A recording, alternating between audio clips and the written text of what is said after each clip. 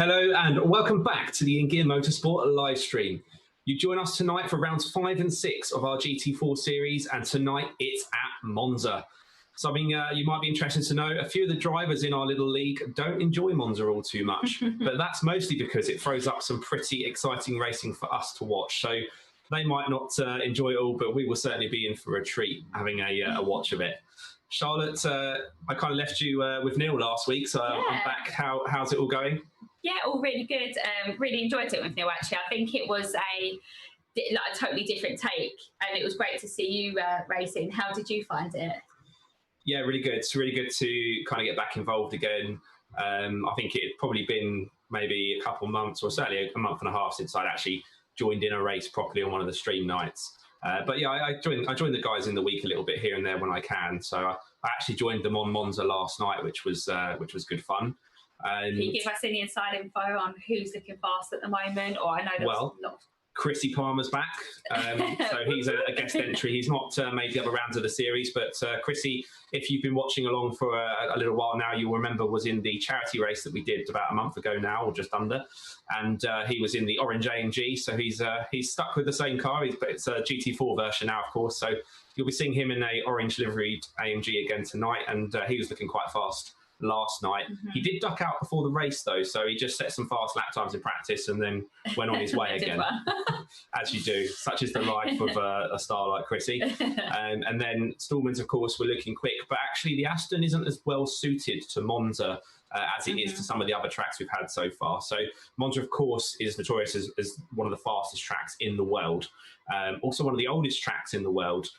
Started life as a great big oval once upon a time, but still very fast nonetheless in its modern state as a Grand Prix circuit. But Stallman's and the Astons, I think we could be in for a little bit of a different result tonight. I think they're still fast, but this is the closest I think I've seen others to actually matching or beating them. Yeah, and I think, don't forget how fast Michael Curran was last week. Like, he was fast, and he did some serious comeback drives. So it'll be interesting to see if he can kind of bring it and stick it to the Stallmans a little bit more. I think the key to this week is whoever's up there against them, don't let Dom get away. Because I think he's got this talent in the middle of the race. All of a sudden, you're on his back, and then he just pulls this massive gap. So I think it's so important in the first, especially the first half of the race, that the guys just, I don't know, do something. It's like a Fast and Furious movie when they suddenly realise they're only accelerating halfway, and they just go the whole way down, and then off goes Stallman and it's gone. So yeah, hopefully where the Aston's not as strong here, which is also something else I want to bring up before we go into the driver standings and the timings for tonight, is that I think there's been a lot of chat, certainly amongst ourselves, but I know from watching the stream back last week about, oh, we need to bop the Astons, we need to slow the Astons down. And bop, if you're not familiar with the term, is balance of performance. So it's something that SRO do in the real world to slow down faster cars if they seem a bit too quick. That's already actually done in the game anyway. And I think now we've moved to a different track. You can see that it's just a case of the drivers that are putting the time in the week. And of course, there is a natural talent there as well with the Stallmans. You can't deny that. They're going to be fast. And I think we can now see we've gone to a different track. Throughout practice so far, it's not looked as strong as it was. I'm quite pleased about this because I think this is something that maybe if Neil was doing the commentary for a second week in a row, that maybe would have butt heads on a little bit, because I know he's quite for doing that, but it's as you said, they already do that in the game, so I don't think it's fair to penalise drivers that are just genuinely really fast because they're putting the time in. We see championships doing that in the real world. Not going to name any names for obvious reasons, but I don't think that's fair. If you're doing well, you're doing well. So that's my view on it. But yes, some cars are slightly better than others, but again, just like the real world, that happens from time to time, but not necessarily every track. So we may eat our words and still see Dom Stallman just pull away into the distance and wave bye-bye to everyone. But we also have some very variable weather on again. So one of the guys in our community Discord described it as Noah's Ark in the week, or biblical levels of rain coming down. So Danny P's been working his magic with a server again. That could shake things up a little bit as well. It looked dry in practice just now from what I saw, but the drivers will be making their way out to qualifying in a moment. But before we go into timings, we will pick up qualifying once it gets towards the nitty-gritty end. The championship standings then, because this is now the third circuit and rounds 5 and 6. We do 2 races every circuit. So we've got one after this, which will be Silverstone, same time next week. So if you're new to this, we do live streaming every Tuesday and occasionally some special events as well. It's all part of the InGear Motorsport live stream. But yeah, the interesting thing is that actually there was a couple changes in the order after last week's results. Although I took part, I was just a guest driver, so I don't score points. But I did take some away from a couple of people. So R. Stallman didn't quite get as many because he came third. And then looks like we're having our technical gremlins already. I was like, it's freezing. We'll come. I think you can hear us, so we should be back again now. Yeah. There we are. Look, we're not frozen anymore. We're still here. Yeah, so the championship standing changed a bit. You mentioned Curran. He moved up to 3rd place in the Drivers' Championship. D. Stallman is quite far ahead on 60 points at the moment, but there is a drop score to take into account. Every driver will get to drop their worst race night. And actually, R. Stallman's in 2nd on 32 points. D. Stallman's on 60 points out front. So actually, by the time you take their 2 drop scores away, there's only a 10-point difference, not a nearly 30. Just to give one example. So it's all going to still be to play for as we move into the last race. That also allowed Neil to be able to not take too much of a penalty for commentating last week. So he gets to use that as his drop score and he won't worry about losing those points. So Steve's dropped down to 4th, Heath down to 5th. Clemson had a good result with a 5th and a 4th last week, so he's up into 6th. D. Murray for Sheba Garage is now currently the highest placed Sheba Garage driver after only starting this a couple of months ago, which is really good to see. He's done such a good job. Yeah, really good job. And then Neil Kidd, obviously a few points down because of not doing last week, is down in 8th. And then Dan O'Brien, who's only actually managed to do a couple races so far, in 9th. Danny Price, 10th. Sharman and Gillick are 2 newcomers, 12th and 13th. But Liam Sharman did get that 1 point last week for driver of the day. I'm so pleased about that because I think he's come into this championship with hardly any experience whatsoever. Being a little bit biased, I think he deserved every bit of that. I do just want to touch on the fact, though, with Danny Price, I'm going to assume that last week was his drop score round because he actually only raced in one of the races. Yeah. So, and whereas Dan O'Brien, I don't think he's racing this week, is he? No, he can't. Yeah, so we're automatically going to see a change in the leaderboard there. So it's actually, which is actually really good for the championship, it's pretty much going to go down to the wire for these sort of, I'd say from P7 down to P13, which is, that's exciting. That's with Wharton out of the championship. And again, it's not a given that the Stallmans are going to run away with it either, are they? No, like I say, it can all still change despite their advantage they do have at the moment. It's still all up for grabs throughout the grid pretty much. I noticed a few people are starting to tune in now that we've been streaming for a few minutes. So if you're in the chat, please do say hello. I think, I'm waiting on a couple. I think we've had 1 or 2 hellos here and there. But yeah, say hello. Let us know you're watching. And if you didn't catch that just now, we do a driver of the day vote for every single race night. That's where you guys watching can actually vote and give a championship point to the driver of your choosing. It has to be at the end of the last race. So do stick around for that and you'll be able to vote for your favourite and give them a point. As I say, that gave Sharman a place in the championship last week. He moved up one just for getting that point. And as a newcomer, of course, that was really, really cool for him to get that. So, you guys can take part and get involved and chat, and we'll always be able to see that and read it out as it comes through. But before we waffle away too much, let's give you some timings for tonight so you can see what's coming up. So as mentioned, we've got 2 races for you as per normal, but if you're tuning in for the first time, those will do 2 30-minute races and 2 15-minute qualifyings before that. So the first qualifying will be just starting now. The drivers will be either just heading out or have been out on track for a few minutes, depending on how timings are working with the server. And then race 1 usually starts around the 7:50 p.m. mark, followed by a little bit of a break. It says official practice, but that's a chance for the drivers to either go and practice, quickly try a setup change, or they can just have a bit of a break. A lot of them racing VR, which gets quite hot, so they usually appreciate that quick respite. We usually try and do an interview or 2, and we actually only really tend to leave you for about 5 minutes, if that. And then, if you do happen to disappear for a little bit, do try and come back for race 2. Qualifying for that will start 8:35, and then the race itself will start around the 8:55 mark. And then all in all, we're usually wrapped up and finished by 9:30. So remember, if you want to do the driver of the day vote, come back somewhere around the 9:20 p.m. mark. I mean, hopefully you'll stay for the whole thing. But if you do go away, come back somewhere around the 9:20 mark, and you're about to give a vote to your favourite driver and give them a championship point. So I think we're in qualifying now. We've I'm got going to have about a peek 6 in the minutes game. left, so I think we should get in there and see what it was going on 6 minutes. So that's good. Yeah. So let's get in there and see what the guys are up to. So that on your screen at the moment is Chrissy Palmer, and he's gone for a chrome orange livery, which doesn't always pop out quite as much as it does with the gloss one, I personally think. But yeah, you can see than orange, doesn't it looks a bit brown on camera, but he sent me a picture of it earlier. It did look quite chrome orange there. You can see flashes of it in the sun as he clatters one of the curbs at the second chicane at Monza. Standard Chrissy style. I think that's a bit of a characteristic of him. You'll see him absolutely mowing down these curves all the time. So. And not the Aston Martin, the Mercedes AMG GT4 car does quite happily ride the curbs. Most of the GT4 cars do feel a bit more comfortable over the curbs, as he went a bit too wide there, coming out of Lesmo 1 and into Lesmo 2. But, down into the back straight, sorry, up to Ascari chicane. But yeah, he's currently on provisional pole at the moment, only 1/100th quicker than second place, which is a newcomer, V. Sousa. Now, he was on last night. Charlotte's like she's got something to say. Papa? Or no papa? Pubber, she just said, if you didn't catch that, as a shy whisper in my ear. Yeah. Getting down with the lingo now and all this.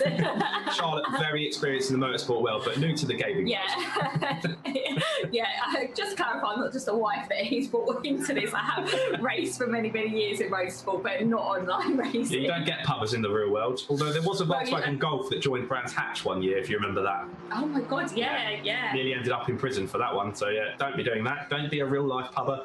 But in the simulation world, it's okay. Let me just have a quick look at chat and see if anyone said hello. No one said hello, but there's people watching. Guys, feel free to say hello in chat. It should come through. So yeah, V. Sousa, I was going to say, the second place driver at the moment, number 10 car, also a Mercedes AMG GT4. He's only a few hundredths off of Chrissy. In fact, Chrissy's gone faster now, so he's 4/10 off. He was racing last night, so we've done a 30-minute race and a qualifying last night, and he was very, very fast indeed. Also quick in the rain, so that's something to watch out for, because last night we had a dry qualifying and a very wet race.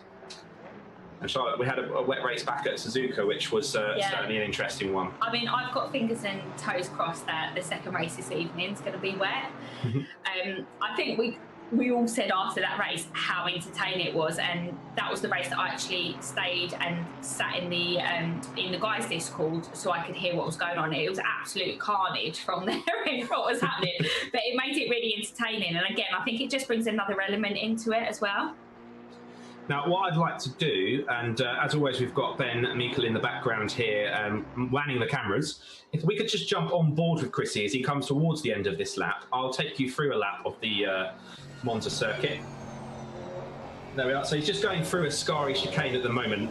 You can use a lot more curb in the GT4 cars than you can in the GT3s. They run a bit higher up, so thanks to that higher ride height, they do feel a little bit more comfortable over curbs. There are some massive sausage curbs, as we call them, around Monza, though, so you still can't go too willy-nilly on them. Then we come hurtling down into the parabolic curver, taking us through back onto the start-finish straight. So we'll start a flying lap. Hopefully he does go again for another one and we can ride on board with him. Notice in the top left, it's green at the moment. That means he's 2/10 quicker. He's already 4/10 up the road on anyone else, so he's now gone 6/10 quicker than anyone else.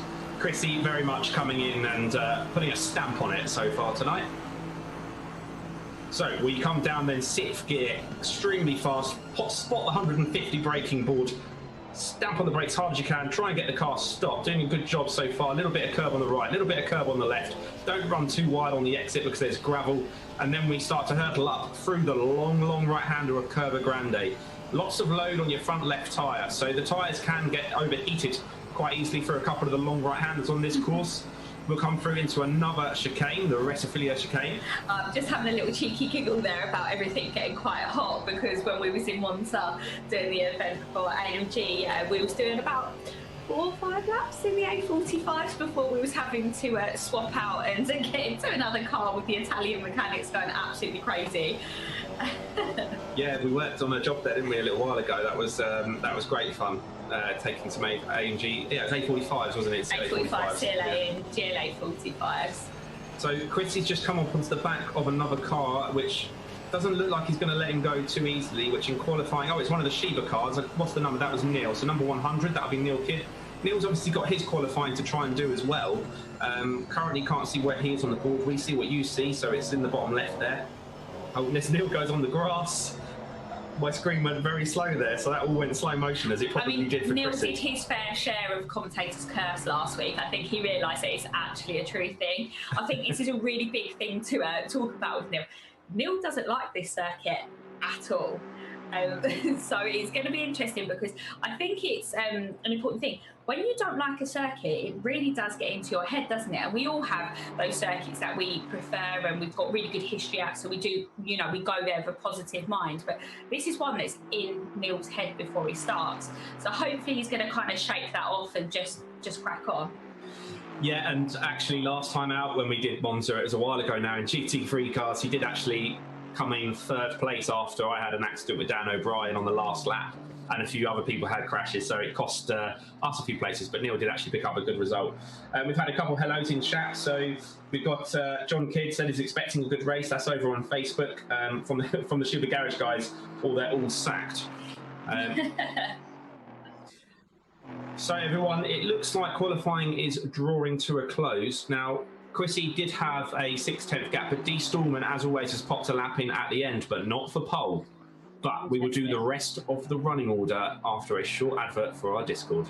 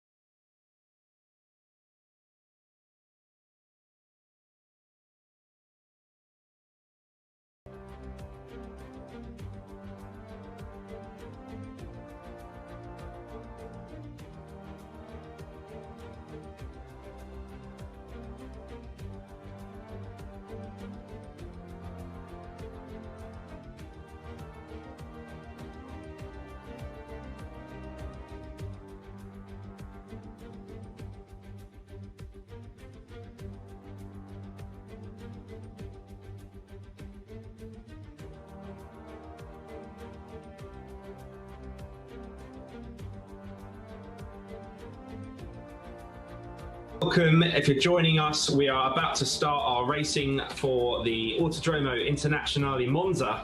As I freeze on your screens, I will unfreeze momentarily. I'm not that good at musical statues. There we are. I should be back now. Yes, the drivers have just finished qualifying. That all felt very fast, but Chrissy Palmer managed to hang on to pole, but D. Stallman came just 4 tenths behind him at the last couple of seconds. V. Sousa, our newcomer, just pipping him into third there. Once again, we have a difficult name. I'm going to go Nell Pauper. Sorry if I just butchered that. By the way, look at that. Mercedes-AMG, Aston Martin, Mercedes-AMG, Mercedes-AMG, Aston Martin. Strong so car. R. Stallman, Clemson have to give him a hats off there, because the KTM is not the slowest car in a straight line, but it's certainly one of them, because it's so nimble on the corners and lightweight. So 6th is great for him. Michael Curran a little bit out of place down there in 7th. Heath as well seemed a little bit quicker last night when we were on, so 8th, he'll be hoping to do better. Oosting after that, Limper after that, D. Price and N. Kidd together once again in 11th and 12th, as they like to do. The Sheba Garage team, Focarelli there, Focarelli. Yeah, Stees, Murray, Sharman, Gillick. Sharman and Gillick not at the very back, which is good. You know, they've moved up. They're up into up a few places there. Well done, guys. Seljas and Kruger. Kruger's definitely been on with us a few times before. Yeah, I've seen, and Newman rounding out the grid. So we've got 20 cars on the grid tonight, which is fantastic. By the way, Dan Loss said hello as well, and he's cheering on Vita tonight. Dan, saw you join Discord. Hello, welcome. Where are you guys from? If you could let us know, that'd be good. I'm guessing you know Sousa. Snoozer, he's just said. And the drivers are now beginning in their rolling up lap, so we'll be starting the race very shortly. Once again, my stream cuts off at the opportune moments, everyone. So, Chrissy, the orangey brown car on the left front row. D. Stallman, current championship leader, the black car on the front right. Newcomer, Sousa, just behind them with the yellow stripes going up the middle. Then you've got R. Stallman, it looks like, yeah, with the green wheels and black car a little bit row behind, Clemson alongside him. Green light, go, go, go. Lights are out, we're racing at Monza. The first chicane, you come in at breakneck speed. It's really hard to get all the drivers through. They've got to suddenly brake all the way down to first gear as that looks very close between Sousa. We're looking at 3 abreast at the moment. Chrissy does not want to go to the right at all because he has got an AMG right there and it's a drag race straight down into turn 1. The Aston Martin loses out. Sousa goes through into the lead. There's a load of carnage at the back of the grid, but the top 6, it looks like, get through unscathed. That looked like Murray sliding through there. There's some collisions sort of made further back. We'll worry about that in a minute because at the moment Sousa's had an absolute blinder of a start getting past Chrissy and D. Stallman to the turn 1.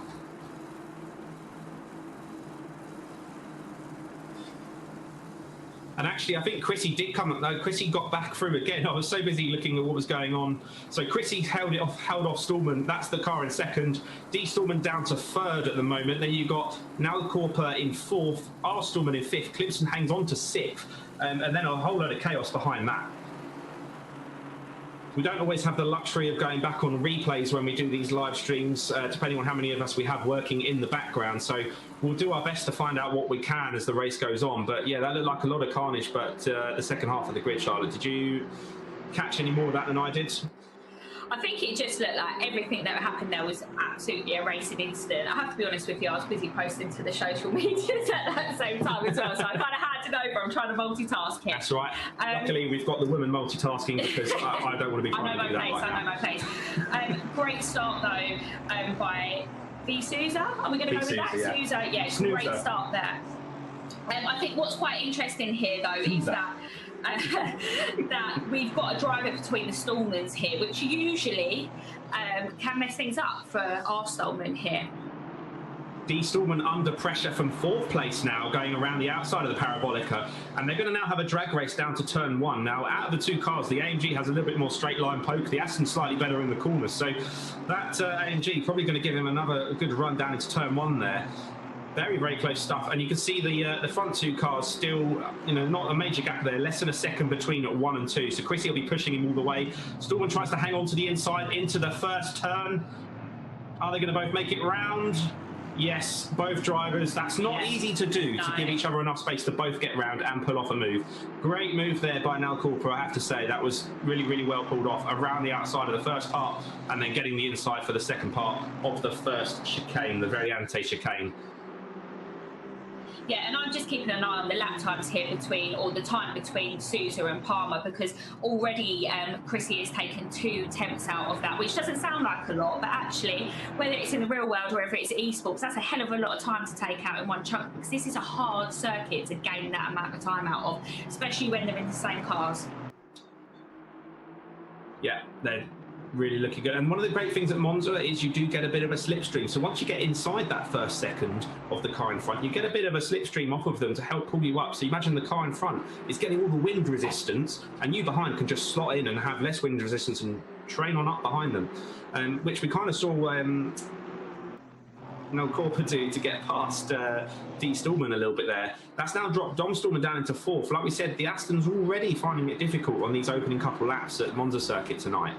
But as they go through the Sky chicane onto the penultimate straight, D. Stallman is all over the back of him still. The number 92 car there, the black Aston Martin. But you can see then as they go through the straight a bit more, the AMG stretches its legs and gets out that little bit further ahead. By the way, Dan, I did see your message that you're from London and Susan's from Portugal. Thank you very much. Good to know where the name's from. Nice one. Yeah. I think it would be good. I know there's a little bit of battle going on here, but I just want to see what's happened to the guys at the sort of back end of the grid. So let's see what's going on with the Sheba Garage guys, because we know that Neil and Danny Price were together as always, as they always are. It looked like car number 8, I think, just got a stop and go penalty you saw coming up on your screen. Yeah, so you can see he's dropped down a couple of places there, and we've got the KTM in the mix as well with in P9 there. And as you said, the KTM's a super, super nimble car. We actually saw it do Neil quite Kidd going well. up the inside, but not quite. Thinks better of it. Well, yeah, with the KTM, so there's long straights here. We've got 3 really long straights at Monza, so it's something that these KTMs are going to have to manage really well during the 3 chicanes here that we've got at Monza. So El Sharman and Gillick, there's actually been a swap in grid order there, because I think Sharman out-qualified Gillick, so they've had a little bit of a swap, and I think this is great for those guys, because what we were saying is we're starting to see battles the whole way through this, whether it's at the pointy end, middle, or towards the back. Gillick actually, I can't remember which round it was, but him and Sharman were 16th, 17th on the grid. Gillick up to 12th place after that lap 1 incident. So we're riding on board with Neil Kidd, though, the number 100 car, the Sheba Garage racing team. So at the moment, he was all over the back of the Chevrolet in front of him, but he's just made a little bit of a mistake and dropped back there. But we saw him having a look into turn 1 just a moment ago. It's all a go at the moment. Now, I think I saw Steez was still inside the top 8, and I think I saw Heath was still inside the top 8. So it looks like most of our main crew got through relatively unscathed, which was pretty good. You can see the Chevrolet up front. In fact, if we jump onto that, then we might see, very nice little shot of Neil coming over the curbs there. Kruger just in front of him is having a bit of a fight then. That's the Chevrolet with Lumper, which is a KTM. Yeah, there you go. So you can see Steez is in 7th. He's one of the Fellas Garage guys. Fellas Racing. Andy will be telling me off for that. Sorry, Andy. That's Neil's fault. He calls them Fellas Garage. It's Fellas Racing. So that's the KTM. A good mix of cars, actually, once you get outside the top 4.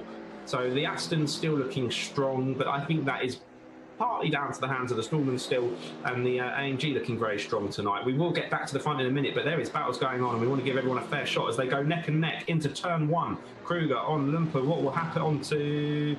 Is he going to hold it? Yes, I think he has. You can see some blue flags waving. I think that's where somebody had to come and do a 30-second stop and go. And that was car number 8. Ben, if you could just bring the grid up as a car spins in the background there. Who is car number 8? Maybe it was 88. No, it can't have been. I think he didn't enjoy that stop and go, so he's now left the server, which is a real shame when people do that, because there's still 23 minutes of racing yet. We've barely got going and all this action's happened. I was just thinking to myself, we've got a lot of screens here, but we don't have enough screens to keep up with all the action. So one thing, with Formula One and all the other streaming that happens is that you can see what's happening from every single end in the pack, but here we're seeing exactly what's happening as you guys are seeing it as well, so we're having to monitor. So if you wonder why the cameras are flicking through all the cars, that's because we've got our lovely race director Ben, and Ben works really hard on all the production. So if you do see it flicking through from one car to another, that's exactly the reason why. Now, I must say that I've got a little bit of a bias here on that Porsche that's just come through with the pink and blue livery there. It's looking pretty tasty, but I also just saw one of the West Midlands racing cars has somebody all over the back going into a Sky chicane. It'll be in the background of your screen at the moment. And if we could have a look, I think that's Gillick. Yeah, Gillick is having a nice little fight there with the number 4 car. We do need to check the front of this grid in a minute. We don't have the luxury of a live timing board like Charlotte says, so we have to kind of look as we as you do. Right there, having a good fight. That's one of the Sheba cars tucked underneath. That's Danny Price chasing at Sejas. So McLaren on Porsche into the Parabolica. He looks like he's going to have a move, Danny Price here. And the Porsche not fighting him too hard, but he may be able to get a better exit. So we'll just see. As you see Gillick running wide there. I know that was Sharman. I do apologise, going wide around the Parabolica. They do have a bit more runoff there now. They added extra tarmac a few years ago. You used to be straight into gravel and it was not fun. So there you go then. Danny Price moves up to 12th. N-Kid a little bit in front of him. So Danny, I think, must have got caught in that scuffle at the start, because he's kind of fought back to where he was now. And he definitely looks like he's got a bit more pace from where he is on the grid at the moment. Right, let's take a mosey on back to the top of the grid and see how it's looking, because Chrissy must have brought that gap down. It's so hard to keep on top of everyone at once. There we go. Oh, wow. D. Stallman's got into the lead. I knew this would happen. Yeah, okay, and this is where this becomes really crucial, and Chrissy knows this as well, because you guys have conversations during the week. Chrissy's only 3/10 off of him at the moment. You can see he's all over the back of him there, going onto the back straight. So he's really going to work hard to make sure that Stallman doesn't pull away and do his standard issue a few laps in and just send it kind of moment. As he goes defensive into Ascari, Chrissy going round the outside, having to try and not let the car go too far, and Stallman gets the grip. There's more rubber on the racing line, and that means the tyres will get up more grip. So when you try and go wide like that, although Chrissy may look faster, he can't quite hold the grip. Ian Ward, who I believe is one of Kirk's friends, said that the commentators aren't social distancing that much, but we are husband and wife, so we'll be okay. Hopefully that's okay, Ian. I mean, some days we'll have to social distance more than others, depending on how well I've behaved. But yeah. Yeah, I'm a bit OCD with the sanitising anyway, so.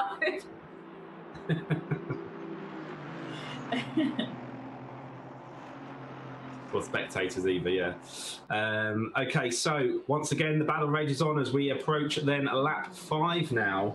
You see Palmer trying to go around the outside of Stallman into turn 1. Defensively, yeah, very defensively. He's having to work hard so far, and this is normally the sort of period where he finds that extra gear we were talking about. But I don't think Chrissy's going to let him off so easily. No. I think as well, Chrissy, we know Chrissy from a motorsport background anyway, and we know that Chrissy is a very, very aggressive driver, and you can see that come across into the e-sport racing. And Chrissy's actually not been able to make the last couple of rounds because he's actually been racing, so he's been having to focus on that over the last couple of weekends. So you can see that he's making his car super, super wide going into those chicanes. So he's getting all up in Gets a better exit out of the Ascari chicane now as they run down. Into Lesmo 1. Approaching Lesmo 2, so there's another straight coming up after this where I think he's looking pretty racy once again. Stallman definitely seems to fend him off in those kind of sort of mid-speed corners, but then Chrissy then all over him at the end of the straight. Yeah, and I mean, one thing that Stallman's pretty good at, he doesn't tend to run too wide there, but you can see he's 4 wheels over that white line, and the same as normal racing rules and FIA rules is if you run 4 wheels over, they will start to get warnings at that point. So Chrissy knows what he's doing there. He's pressurising him into making a mistake, and you actually can see the cracks starting to form there with Stallman. Yeah. Stallman from Augsburg in Germany, so far sticking to the name of what you'd expect from a German, clinical precision, and rarely makes any mistakes. They're pretty much side by side there, aren't they, going into Parabolica? Great racing from these two. Well, and Stallman gets a cutback really wide. Yeah, Stallman went a little bit defensive on the way in. That forced him to the outside a little bit of the way out, and that's given Chrissy the run. Now, we mentioned that AMG tends to have the better legs on these straights. What, Paston, did I hear you say? Look at that. The AMG pulls away from it in a straight line there. But then Chrissy now has to fend him off in the tight and twisty bits that come up through sector 2 of this lap, throughout the second chicane and the 2 Lesmos. Goes defensive into turn 1 anyway. Maybe would have got away without doing that. Look how much closer that allowed Stallman to get to him on the way out. Yeah, Stallman was pretty clever there on the start-finish straight. He just tucked in straight behind Chrissy because he knows, again, you were talking about the toe earlier, if you can get within a second of these cars, you've got the toe. And Dom will use that, and he'll use that to his advantage now. So I can see this being a bit of a cat-and-mouse situation over the next couple of laps. Chrissy's very good at not making mistakes, is one thing I'm going to say. And that's where his years and years and years of racing experience in the real world really do pay off. And you can see there, he's got a little bit of a gap there. We've got a rear view mirror on that, so we're on the back of Chrissy's car, so we can see Stallman all over the back of him there. Yeah, and I do love this camera angle. It really kind of lets you feel how intense it is. And when you're racing around and you've got somebody that close to the back of you, it's you know about it. You can feel them, and actually the sound is different.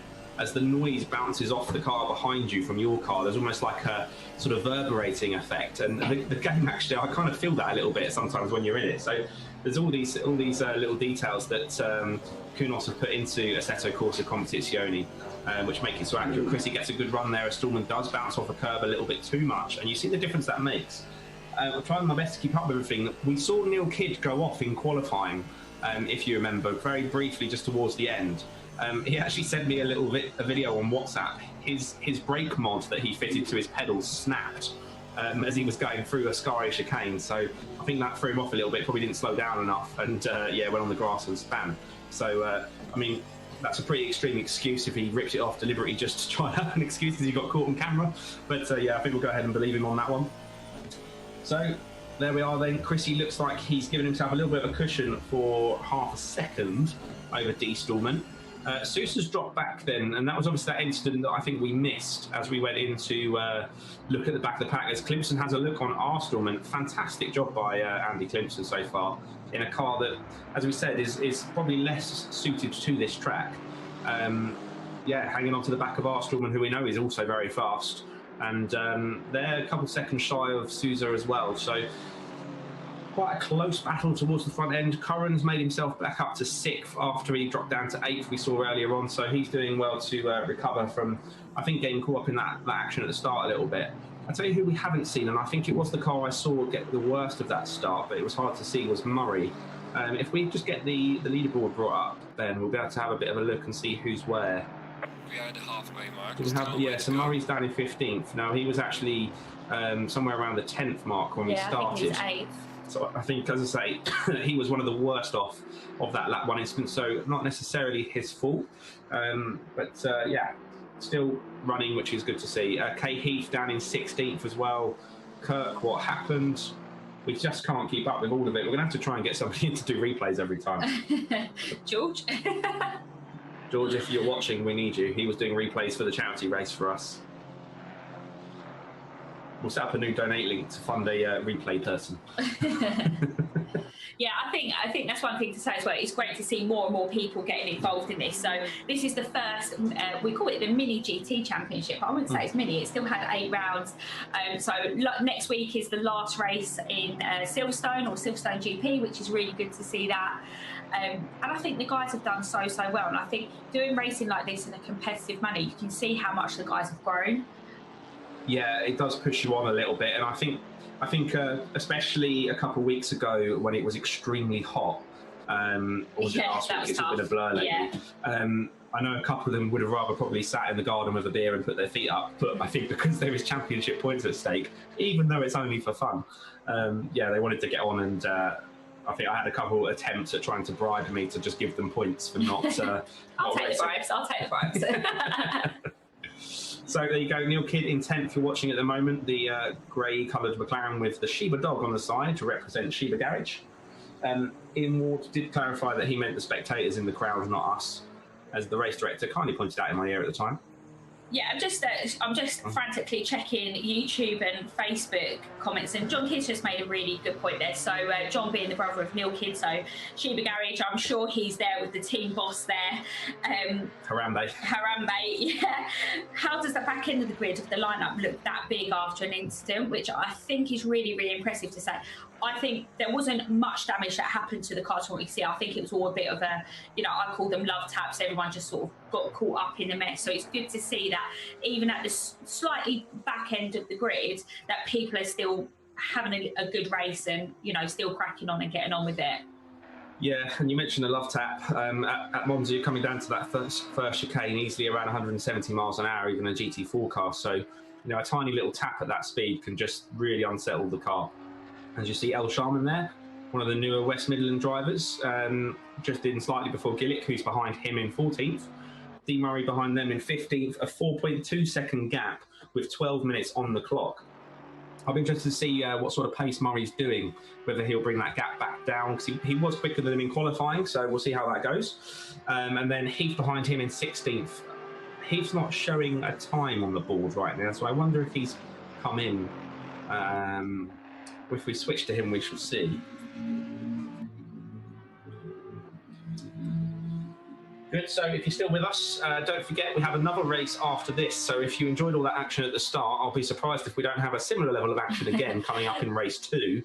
Both of these races are worth points for drivers tonight, but you guys watching will be able to also award 1 point with a Driver of the Day vote. So that will be at the end of race 2. You'll be able to type in the comments, let us know who you think was Driver of the Day, and they will get a championship point for those that are in our regular Discord that compete. So any newcomers that come along or want to join, it's free to join our Discord, of course. You can come and take part in the races, and we also have polls as well where the drivers can vote on what they want to do next. So we're currently planning a special event sometime the 15th of what's next month? September. So yeah, mid-September we'll have a special event coming up again. That's looking like a 90-minute race in GT3 cars at the moment, but more on that soon. Yeah, to be continued, I think, is there. Yeah. And I think it's quite important to say as well, how did this start, and a bit of background, because I know we've got some new listeners out there from checking all the socials. This all started during the lockdown period. You guys have been a bit of a smaller group that have been playing the games for a while and racing against one another, but it was something that's grown over time, hasn't it? And we held a charity race a few weeks ago, which was a 90-minute race, which was a really, really great thing to do. And then I think the GT4 cars come out, didn't they? And that's when you guys went, hang on a minute, we actually want to do a championship. Yeah, the guys have been thinking about it for a while, and the GT4 DLC came out for the game, and like you say, we kind of thought, well, let's go and do that then. And again, we voted on it, and it was pretty much a resounding vote towards the GT4 cars. So yeah, most of the guys enjoying them so far. As I said at the start, you can kind of ride curbs a little bit easier in the GT4 cars thanks to the higher ride height, a little bit less aero dependent as well. You know, if they don't have as big a rear wing as the GT3 cars, for example. So they can ride the curbs a bit more. You can slide around a little bit more without kind of getting spat off into the wall quite so easily. Still generally not a good idea to slide, because if you're going sideways, you're not going forwards. But yeah, you can have a little bit of fun, particularly the Chevrolet being a big car, and there's a Maserati as well. Maserati has no traction control and no ABS as per SRO rules. So in a wet race, you may as well not go out in that car unless you want to do some drifts. Yeah, absolutely. I think it's worth us having a little look. Just want to see, Ben, if we could just go back up to that top end of the grid for a minute. Just what is the gap that Chrissy Palmer has pulled there on Stallman? I think it was a couple seconds, yeah, 2.5 seconds. See, Chrissy's done the job there, hasn't he? We said it was really important. By the middle of the race, he needed to have got a gap, because otherwise, Stallman does this. You know, it's a great thing that he does, but a typical thing of he just pulls away. So Chrissy's done the job there, and I think this is where it backs up the point that we don't need to start putting penalties on cars that are doing very, very well all the time. Yeah, and of course Sousa as well was looking very fast. I think there must have been some kind of incident we didn't see, or a pass that was a little bit lively, and he come out worse of that, because those three were all right together. And I think Sousa as well had the pace to be in front of Stallman. So interesting to see for race 2 how that will go. I think that will be a chance for him to try and get in front of Stallman as well, because Stallman, Stallman, by the way, there's 2 Stallmans if you're new to this. We have a Dominic Stallman, who is the car on the screen at the moment, number 92, and then we have our Stallman Roland, who is his father, car number 5, and he's the one with the black car and green wheels that you will see. So yeah, D Stallman was down in 4th at one point, and he's got himself back up to 2nd. So very much down his limitation, really, compared to what it could have been in 4th. However, he has scored perfect points so far in our series with 4 race wins. So Chrissy will be upsetting him a little bit at the moment, probably, on his perfect record by making him come 2nd. But as I said, I think it could have been worse. Yeah, and I think, again, another really good race by Arsenal, when he's always up there. And actually, I think we need to give Andy Kimpson, so P5, a bit of credit here in a KTM. Yeah, again, as I was saying before, I mean, he's really, you know, pulled that car out of position from where it should be. It should be a little bit lower down, you would argue, on a track like Monza. Monza's a very fast track, as you've seen, lots of long straights, and that car's at its best on twisty corners. So, you know, Brands Hatch wasn't the best track for it last week, but certainly a track you would expect it to be better out of the 2. But once again, you know, he's in 5th. He had a 5th and a 4th last week, and back in the top 5 again this week. So, you know, doing well. And I think unless I've just missed him, I don't think I've seen him online testing as much this week. So him and Steez are both teammates, the fellas racing team. And Steve's also in a KTM, of course, if they're teammates. So he's somewhere down in 9th. I think he's 9th at the moment, yeah. And yeah, Andy's definitely been the stronger of the 2 over the last couple of races. So Yeah, should we check in on the Sheba Garage guys then? Let's see how Neil Kidd's doing and Danny Price, because Danny has had a little bit. I think he's had a bit of a tough run the last few races that he's done. He's just been a little bit unlucky, but Danny does have pace, and you can see that. You know, he'll stick a move on, and he commits to it, and he owns it, and it works. It's just getting the outright qualifying pace that may be something that needs to be worked on a little bit. Yeah, and I think, again, Danny's not done as much track time as others. He didn't actually even do qualifying last night on our little practice that we had, and just joined the race last minute, maybe did one lap. So, yeah, I think given the running time he's had, he's still in the thick of it there. You're watching Neil Kidd, though, at the moment, number 100, and he's hunting down Niall Stees, who I was talking about before, the other fellas racing KTM. So that was... yeah, that gap's coming down. Neil Kidd is chasing him. I think it'd be nice to go on board, actually, if we can, and just have a look from a driver's eye point of view. We rode on board with Kidd a little bit earlier on, so why not do it again? And you get to enjoy a bit more of this Monza Internazionale circuit from a driver's level. But just while we're waiting for Neil to catch that gap, hopefully, let's have a little look at the leaderboard, please, Mr. Race Director, just to check that there's not any close gaps between Chrissy or Stallman. As my screen looks very, very pixelated, that's yeah, we're just waiting for it to come up there. Where I can see it. Yeah, so Chrissy has pulled out quite a big gap against Steve Stallman. That's something that's not seen very often. So a 4-second gap there, and then there's a 12-second gap between Stallman and Sousa as well. So the gaps at the front end are pretty. They're pretty big, aren't they? Actually. So I think we're quite comfortable to ride on board with Neil Kidd for a lap or two, but there's only 4.5 minutes left of this first race tonight, of which there's two. Neil actually dropped back a tenth over the last few corners to 1.6 seconds now. So he did look like he was closing on Steve's, but yeah, certainly not in the last lap or two. As we come up to the Ascari chicane, so gear 5, just dipping into 6 in some cars, but not the McLaren. One of the quieter cars, the McLaren. You see it's a rather sort of toned down noise in this one, where some of them sound extremely fiery. So we come up to the Parabolica corner then at the end of the lap. You'll be trying to pick out the braking board on the left. Try and look for them as he's coming in, the little white boards that you see on the left-hand side. So it's somewhere around the 100-metre board that you brake for the last corner. Now let's try and do that again as you go into the corner at the end of this straight, because this is the fastest point of the circuit, coming into the first chicane, the Rettifilio chicane. As we cross the start-finish line then. So just over a 2-minute lap. The fastest lap time so far is around a 1:59.7 in qualifying. So look on the left-hand side, you'll start to see the braking markers: 300, 150, 200, 150, 100, 50, and then we're turning into the corner.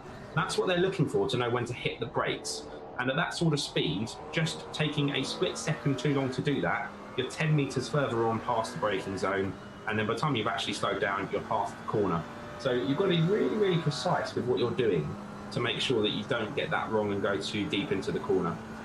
Neil, I think that was not the worst commentator's curse, but we've definitely given him a little bit wrong, because he's dropped off a little bit as we've been watching him. So let's jump back out and see what's happening with the other cars around a little bit still. I think Sharman looked like he was getting caught by Murray earlier. How's that one looking? So it was 4 and a bit seconds earlier. It's now 3 and a bit. So Sharman's actually got some good pace.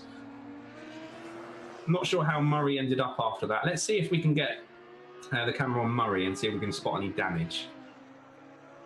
Yeah, that looks like that bonnet's a little bit high up, doesn't it? So Murray, as we saw, got caught up in a lap 1 incident, which is a real shame for him after some solid point scoring in the last round, the last 2 rounds. Again, a Sheba Garage driver, so you see the little Sheba on the side of the car. Yeah, I must say, absolutely loving the support there from John Kidd. I'm all over Instagram at the moment, reposting him. So, yeah, we really appreciate all the support, don't we, that we're getting. And like we say, it's so nice to see this growing. It's nice for the guys as well to have a bit of support, because they are putting so much time and effort into this over the weeks. And especially now life is going back to some kind of normal and work, it's getting a little bit harder to balance. Maybe not quite as hard to balance this if it was real life racing, I always say, because you pretty much lose a solid 3/4 of your week every week to it. But this whole team mentality that we've gone into this championship work as well, I think it's really helped push the drivers on, hasn't it? Yeah, and I went through the driver standings beforehand, but the other notable change was that Fellas Racing overtook Sheba Garage at the last round at Brands Hatch. So they are in second place in the series after the Stallmans. Stallmans racing for Vega Sim Performance. So that's their team name, Dom Stallman and Roland Stallman. Also been big on Instagram this week as well. You can see that they're up and testing, like Charlotte says. But yeah, it's a good point, because actually for these guys to come on and actually put on a race like this and not just crash every other lap and you know, and be competitive so they can race each other, like she says, it does take a lot of time and effort. Yeah, I think it's something that we'll talk about maybe at some point when we get a gap in the race, because again, me coming from a motorsport background. Clemson's having a move on Stallman on the last lap. I'm going to have to cut you off on that one. Sorry. Well spotted, race director. Well spotted. So this is not quite the last lap. He's got 2 laps to go. We need to make sure we don't miss Chrissy crossing the line in about a minute and a half time. But look at that, Clemson buried under the rear bumper of that Aston Martin, then goes to the outside. So he's fancying the outside around Parabolica. Roland Stallman is pretty handy at defending. He had a seriously strong attempt from Curran last week at Brands Hatch. Yeah, he had a serious battle last weekend. So Clemson's going to have his work cut out to get past, particularly in the car that we know doesn't have the drag on the straights, but neither does the Aston Martin, which is of course surprising. It shares the same engine as the AMG, the 4-litre bi-turbo V8. Yeah, and depending on what goes on here, Clemson's actually got the line going into this corner, but Stallman's just pulled out that last little bit right at the very end going in. I think Andy, and again, that shows great racecraft, that does, just to not... Yeah. He could have gone for that, but that corner really quickly tightens up on you and you don't have space all of a sudden. So that was good thinking by A. Clemson. Absolutely. And I think we should just put the camera back onto Chrissy Palmer if we can there. Just, I think he deserves for us to watch him go down the start finish and take that flag, because that's a really impressive drive from him. Still got half a lap to go at the moment. Commentators curse, fingers crossed. I don't do it, but I think absolutely brilliant drive from here. He hasn't spent a huge amount of time. He spends enough time, but he races on iRacing. He races in the real world, but he doesn't do a great deal. This is his first race with us in GT4 cars, other than the practice last night. So yeah, really strong entry from him. We need to make sure, as soon as he crosses the line, we finish that battle with Clemson and Stallman. Yeah, 100%. It looks like there's 4 tenths between them at the moment. But Chrissy coming up to the last corner now. So Charlotte says we have to make sure we watch him cross the line in style. Yeah, it's a big flash of lights. Great drive by him. He had a bit of a difficult start. Fought straight back up to the lead, like Charlotte said. At the pivotal point where he had to get past D. Stallman, he did. He made it work. Here he comes then across the line. Finished the race. Well done. Chrissy Palmer takes the win for race 1 of our race. Oh, and right, no time for stopping. Here's Clemson on Stallman. I think, is this the last corner we're picking them up on? Yes, it is. Look, he's going on the inside. Is he going to drag him to the finish line? This is neck and neck. Who is going to get it? We're going to have to wait. It's going to be a photo finish as there's a back marker on the inside. I think Clemson might have just got that. He has. Awesome job by Clemson there at the end. Well done for picking that up as well in race control, Mr. Race Controller.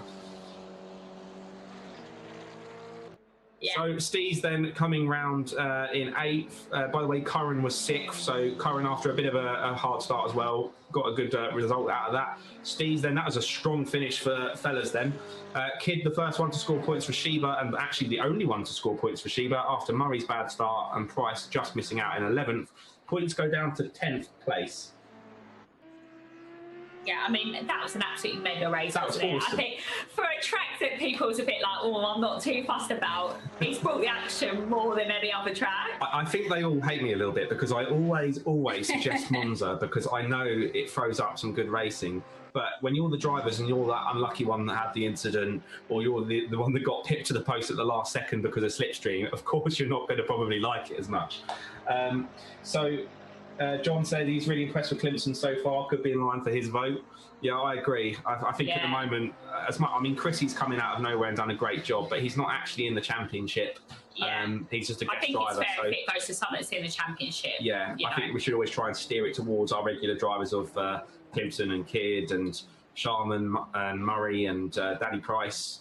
Gillick as well in there, Curran, and of course both the Stallmans. Wow, that was pretty impressive as a race, like you said. And Ian Moore back on saying he wouldn't mind to go if he's younger. Ian, you're never too old for Never this. too old. Yeah. I'm Too old. We are trying to get my dad to have a go on this so much. Yeah, I think. I mean, Ian, I'm not convinced if you are near Kirk and Gillick and those guys, but I'm sure I've heard your name mentioned. Maybe you just have a doppelganger Ian Ward, if not. But maybe get them to give you a go if you can. So there you go then. Chrissy Palmer, number 99, the brownie orange car with the yellow and grey stripes, comes into the pits. Steve Stallman behind him, and that rounds off our first 30-minute race. Now, the guys will be coming in. They'll be quite hot and sweaty, some of them. Even if it's not that hot outside, it gets very hot when you've got a PC working on overtime to basically, play this game. And they're in VR, some of them. And it is actually quite hard concentrating for that long anyway. So they'll have just a minute to catch their breath. We'll have a think about who we try and have an interview with. Hopefully the race winner, Chrissy. I'm not having any sympathy for Chrissy. We're getting him straight in on the chat. He's used to being pulled in by cameras when he races, so no sympathy there. Yeah, and just for you guys though that are new to watching the stream, don't forget to follow us on Instagram at InGear Motorsport, Facebook as well, InGear Motorsport. Make sure you like and subscribe our YouTube channel. We're really trying to grow it over the last few months, haven't we? But definitely going forward as well. Yeah, and as Charlotte started to say before, then all that action kicked off. We're coming back to studio. Hello, welcome back to studio with Charlotte and me.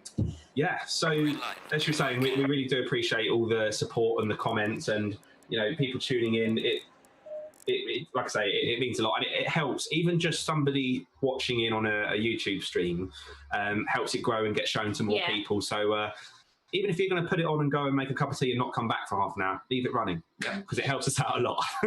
Yeah, and I kind of just want to touch base if we've got time, because Mackenzie looks after the timings of everything. I just chat away. But about the safety ratings and everything, because we do really want to grow this community. And all we ask is that there's quite a low safety rating, but we don't want people coming in and causing carnage. And it is something that I keep an eye on in the background, Ben as the race director as well, just to make sure that people aren't coming in and spoil people's races. But if you are new and you're not necessarily on pace the way the top 5 are, get involved with it, because you can see with Gillick and Sharman, they've grown every single week, haven't they? Yeah. And the same with Murray and, people, or pretty much the middle of the pack, they all slightly lower down and they've increased, haven't they? Yeah, and that is it. It's just practice and experience. There is no substitute for experience in this game. So something we've heard many times over the years in motorsport for Charlotte and I. And we will grab Chrissy for an interview in just a moment. And don't forget, there is another race coming up very soon as well. So the drivers have a 10-minute break, but we'll stick with you for the time being. And then we'll be back racing shortly. As Charlotte starts to mention then about our community and the fact that you can join, below us right now, it mentions about our Discord, which is free to join. And below, even further from YouTube, you can hit subscribe and like and do all that stuff that YouTubers say, but we're just here for fun. But we'd appreciate it if you want to do that as well. But yeah, you can come and join the Discord. The links will be in the descriptions across the different social channels if you want to find it. And it's on InGearMotorsport.com as well. So you can come in and join us. And then when the race dates will be planned for what special events there are. And as I said before, we have polls and things to vote on what our future races will be, what cars we will use. We're debating at the moment between a Porsche Cup style race, a GT3 race, a GT4 race, or a Ginetta Cup as well. So I think we'll probably do all of those at some point. But the drivers vote for what they want to do first. Yeah, I think my personal opinion is I think we need to do a 1 series car at some point, because I think it's going to shut this whole conversation up about trying to VIP everyone. Yeah, like today's race has shown that more than anything, I think. So, and if you're still watching, I can see what you say right here. Okay, this is you guys. There's John and Ian and everyone. So let us know what you thought of race 1. I think we've had a couple of comments saying that you enjoyed it already. As I mentioned, there will be a vote at the end of race 2 for driver of the day. John's liking the look of Andy at the moment, as we established. But right, let's see if Chrissy is still around, I'm just going to drag him up into our little chat in Discord where our commentary box is, and then see if he can talk to us. Are you ready to talk to him? Yeah, drag him in. Chrissy, are you there? Hello, bud. Sorry. Hey, he's there. Good. He's live. Yeah, you're live, so... No swearing. Well, it's the internet. Do what you want. Yep. Awesome job, mate. Come in and show them how it's done. How did that go? Yeah, thanks, bud. Yeah, really well, actually. Great race, and car seems to be going very well, so very happy. Obviously, I made that little mistake at the start, but yeah, we came back. Yeah, there was all sorts of carnage behind you. We were trying to see what happened with you three, what happened behind you. So yeah, talk us through that a little bit at the start for you, and then I want to find out a bit more about later in the race as well. Yeah, no worries. Yeah, to start, I was trying to get past, and thought that outbraking myself into the last corner was a good idea. And, always a good idea, Chrissy. Didn't plan out too well. But we came back from that. Obviously, the two cars in front having the same issue that I had, but not coming out quite so well. There was a point. So there was loads going on in midfield, and we can obviously only watch one person at a time. And then when we cut back, B. Stallman was in the lead. Is this the same mistake you're talking about? Or did something else happen that caused that? Because it looked like Sousa lost out as well. So Stallman got in front of me on the first mistake, and then there was the leader and second had a little coming together in the same place that I tried to make a move, Okay. and that's when Stallman managed to get the lead, and I came through too, which was quite nice. Oh yes, of course, because we had it was like Koppelhanger or something like that, wasn't there? That's who disappeared. Yeah. There we are. Yeah. Because we have people kind of join in last minute and so on, and he was one of them. So, interesting. Okay, so would you say that was like racing incident, Chrissy? Did you see it, or was there somebody to blame there? Unfortunately, I didn't actually see what was going on. I was too far back. Yeah, come on, mate. Well, it's not like you're doing anything. Sorry, guys. Cool. All right. Yeah, well, I'm sure you you want a bit of a break or whatever. So we've got another race in 4.5 minutes' time. We'll catch up with you in a bit, mate. Awesome. Let's see if I can not make a mistake. Thanks, guys. No, good luck. Cheers. Well done. Okay, there we are. There's Chrissy gone for the moment. Chrissy's always very modest, isn't he? Yeah. Like, such a lovely guy, Chrissy. Yeah. Charlotte and I have worked with him for quite a few years now at Mercedes-Benz World in Brooklands, and known him from racing for years. We actually went to like a motorsport college course together as well. So known him for a long time. Always been annoyingly fast as well, Chrissy. Yeah, he's super talented. Yeah, he's really, really rapid. You see tonight, as he said, he's just got the car working well. He's working well, bar that one little mistake, but he managed to get around it. I think what was quite interesting, what you just said there, though, is Diesel didn't overtake out of pace. It was because other people made a mistake. Yeah. So it's not that normal Stallman kind of just getting into the lead and going off again. It's he had to work hard for that, and actually didn't stick.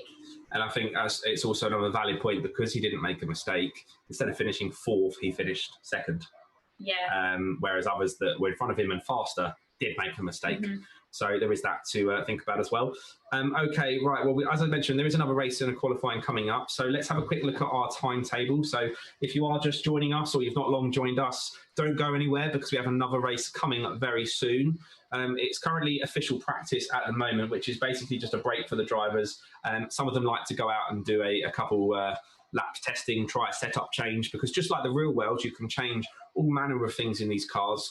The GT4 cars less so than the GT3s, but still plenty to change, from angle of the rear wing through to the suspension stiffness on front and back, brake biases, traction controls, ABS, toe angles, camber angles. Pressures is a very big part of it. Brake composites as well. You can run harder, like different sort of materials in the brake pads. You know, just literally like in the real world, there's all these things been taken into account in the game, which is awesome. So that will be qualifying up next, and we're actually slightly ahead of schedule. That's the first time ever. Well, you know, I'm back this week, so. Oh, right, yeah. Yeah, I think it's... Well, go through the timetable, and then thank you very much. I'll say. That's okay. Wife's orders. So qualifying 2 up next, as you can see, in just a few moments' time. Race 2 will then be somewhere around 8:55 p.m. And then, as I say, it's a 30-minute race with a little bit of a break afterwards for us to discuss it, and hopefully for everyone to get their driver of the day votes in. Some of you have heard me say it several times now. I do apologise, but for those that are just joining, please, please, please give us a vote for your driver of the day out of our sort of normal main gang, and they will get a championship point towards the standings. So that won't have been enough to change where Stallman is in the championship, because it was only Chrissy who beat him, who's a guest driver. But it does mean that he didn't get perfect points, because it's 15 points for first place and 12 points for second place and 10 points for third place. And then from then onwards, it goes 7, 6, 5, 4, 3, 2, 1 down to 10th. So 10th place cars get 1 single point. Not quite the order that it is on your screen at the moment. Some of them will have... some people have left, and that's bumped people up, so ignore what you see on your screen on that little small window on the right. But you'll also notice on your screen it says live every Tuesday, because that is what we do. We've got one more round of our GT4 series next week, so that'll be the final round, and I think we'll put maybe a feature or 2 together for that. We might start a little bit earlier as well, so keep an eye out for that. That'll be cool to see where everyone ends up. As I said, it's still all to play for pretty much. I mean, D Stallman's looking still pretty dominant, but the other drivers can still get into the top 3s, and maybe even second is definitely available to play for at the moment. So we've got about 30 seconds then before the drivers go out for qualifying 2. We'll get a whole qualifying session this time, which is good to see. Charlotte, who's your money on for race 2? I want to back Chrissy because I'm biased. I'm not sure. You think somebody might just beat him to it? Yeah. Chrissy does this whole thing. He says he makes mistakes, and he doesn't really make mistakes. He just... Yeah, his mistake is just one of them, a small little run wide or something. Yeah, so it'll be interesting to see what other people we get in the race. Yeah, so looks like there's still about 14 or so cars in the server. So we have, I think it's about 12 or 13 regular drivers now. That. It's almost like commentators cursing myself. I freeze every time the camera comes on. Sorry, but I don't know what I can do about that, guys. I'll definitely take the blame for that one. I won't let you take that one. Right, with that, let you see us again. So yeah, we've got our sort of 12, 13 regular drivers, and then the rest of the slots are open to the public while they're available. So this is a public server, and even if you don't join our Discord, if you just search InGear Motorsport, it's actually under InGear Motorsport and Fellas, because Danny from Fellas runs the server for us. Then you'll be able to find that in the game, Assetto, Corsa, Competizione on the PC. And I also noticed a bit of chat going on a minute ago. Qualifying's just started, and it's wet, but let's just worry about that in a minute, because the drivers won't be out of I'm looking forward to yet. that. I'm excited for that, because I think I might jump into the guys' Discord for that during qualifying, just to see what's being said, because I mean, a lot of the guys don't tend to work on a wet setup that often, and that's where I love Danny Price coming in and just throwing an absolute spanner in the works. So we'll keep an eye on what's happening there. But the first few cars now are just heading out for qualifying, so we'll see what they can do. And that was me responding to chat, because John Kidd was telling Ian to get involved. I mean, why's John not getting involved on that note? John, what's your driving like? Neil's never actually said. This is brilliant. So as you're saying this, my dad just messaged me going, off his iCloud message, this is how not technical he is, saying, do you want me to get involved, keeping an eye on the driving standards? My dad is desperate to just come in and be championship director, which we should give him a bit of allowance for, considering he was championship director of Champs of the Future back in like 1995 when Lewis was doing it, and Paffett and people like that. So hence why I'm in motorsport. Lewis meaning Lewis Hamilton, by the way. Yeah. If you've been living under a rock, you don't recognise the name yet. So yeah, don't worry, Dad, we'll get you involved. I mean, you could just get involved and we could go racing properly again. Just throw it out there. Now that does sound good. Okay, right. Well, I mentioned it's raining. Qualifying's just started, so let's shimmy on over. If we just give a wave of the screen, look at that. Off we go in just a second. There we are. I've got hand gesture control of my race controller at the moment. He's probably going to swear in my ear. Yeah, there we go. There we go. Expletives from Ben Meikle in race control. So, what do we got then? Drivers just out. Nobody's done a flying lap yet. It's a 15-minute qualifying, as you saw in the timetable. Wipers going like the clappers because there is rain coming down, but not the heaviest of rain. Chances are that's probably still slick tyres on that car at the moment.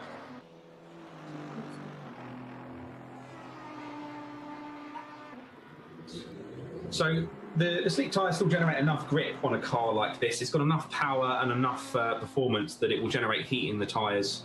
Now, slick tyres, though, still, once they stand in water, very quickly become like driving on ice in the rain. It's not like your road car tyres that have tread cut into them. That tread, the grooves in your tyre allow the tyre to displace water and let you drive in the rain. But in a race car, you want maximum contact with the ground. So you get rid of all the grooves, you have a flat surface tyre, you get more grip when it's dry, but no way of displacing water when it's wet. So they may make the decision to switch to wets at some point, but usually this level of rain is kind of, you know, you could go either way, but probably slicks, particularly on a track like Monza where it's fast. Yeah, so I'm actually going to drop myself into the to the main group. And we say the main group, anyone's welcome in there of the Discord, because I want to see what's going on, because this was entertaining last time. So I'll give you the gossip of what's going on in their chat. Yeah, if you joined us for rounds 3 and 4, you will have seen Suzuka, which was also a wet race, and my goodness, there was a lot of action in it. Loads and loads happened in that one. Hey guys, I'm just coming into yours to see what's going on, basically. That's Charlotte joining in with the drivers' Discord separately at the moment. I'm just trying to find all your names on Instagram, so I'll just have you. Have you muted yourself so we're not deafening them the whole time? Poor guys. I'm going to start shouting in a minute when the action kicks off again. Yeah. So then, anyone set a lap time just yet? Not looking like they have. By the way, if they're on a lap and they run wide or they go off or cut a corner a bit too much, it will completely invalidate the lap. So actually, you're looking at El Sharman at the moment. Notice it's red in the timing counter on the top left. Oh my good. Tokyo Drift going on at the moment. That's Chrissy. Yeah, they're talking to one another on the Discord chat, like I say, and that was a very casual.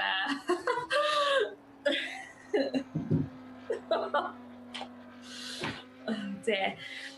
Sorry. Before we go, yeah, Ian's chatting to us about a Twitch sub and stuff. So I can't see Twitch subs on here, but I saw you mentioned it in the Facebook chat. So yeah, thanks so much either way. As I said, we appreciate any support, even just people watching and commenting. It makes this so much more enjoyable having people commenting to sort of interact with and chat with. So, you know, if you're sitting there at the moment, because there's a few people that we haven't heard from yet that I can see are watching. I can see there's a number for somebody watching. So, yeah, please say hi as well. But yeah, thanks very much, Ian. Appreciate that. Also said that he was a boy racer in the 70s further up, I saw as well. I wonder if he's the Ford fan that the guys were talking about the other day. There was a guy who loved racing around in Fords at some point, but anyway. Oh, transit vans. Oh, was it? Yeah, there was someone that's like, yeah, transit vans. Completely different then. Yeah. So what I'd like to do then, we might have a couple of people that have just joined or missed some of race 1. If we go towards the front of the grid, see who's on track out of either Stallman, Chrissy, or even Clemson. Is he on track? Because that KTM will be fast in the rain. Have we got Clemson? Mr. Race Director, he's not out at the moment. Oh, okay, yeah, you can see. Right, okay, well, there you go. We're with D Stallman at the moment. There's Sousa, by the way, also very fast in race 1, coming in third. Let's go on board with him then, as he's about to start a lap, and we can ride on board around the Monza circuit. Monza, if the name doesn't give it away, is of course in Italy, sort of northeast of Milan by about 15 kilometres, so quite close to Milan. Good for a bit of shopping. Over in Milan? Yeah. One of the best tracks as well. One of the best tracks, we think, but as we said earlier, not for these guys, for a lot of them. Not their favourite, for sure. Oh, look at that. Just as he pulls over then. Really wide pit straight, Monza. It makes it really hard to see the pit board. Who have we got now? That's... Oh, here's Heath. Yeah, Heath, we didn't see much of him. Yeah, I was going to say, we've been a bit quiet about Heath. Heath had a really good run in at Brands GP last weekend, but he was just very unlucky. His pure pace was there. He just got a little bit unlucky. Heath is a very sensible driver. He knows that he's driving for a championship, not just a, you know, finish it on a sprint race kind of mentality. So I'm kind of like, I get a bit biased with drivers, don't I? But I'm rooting for Heath as well because he's fast.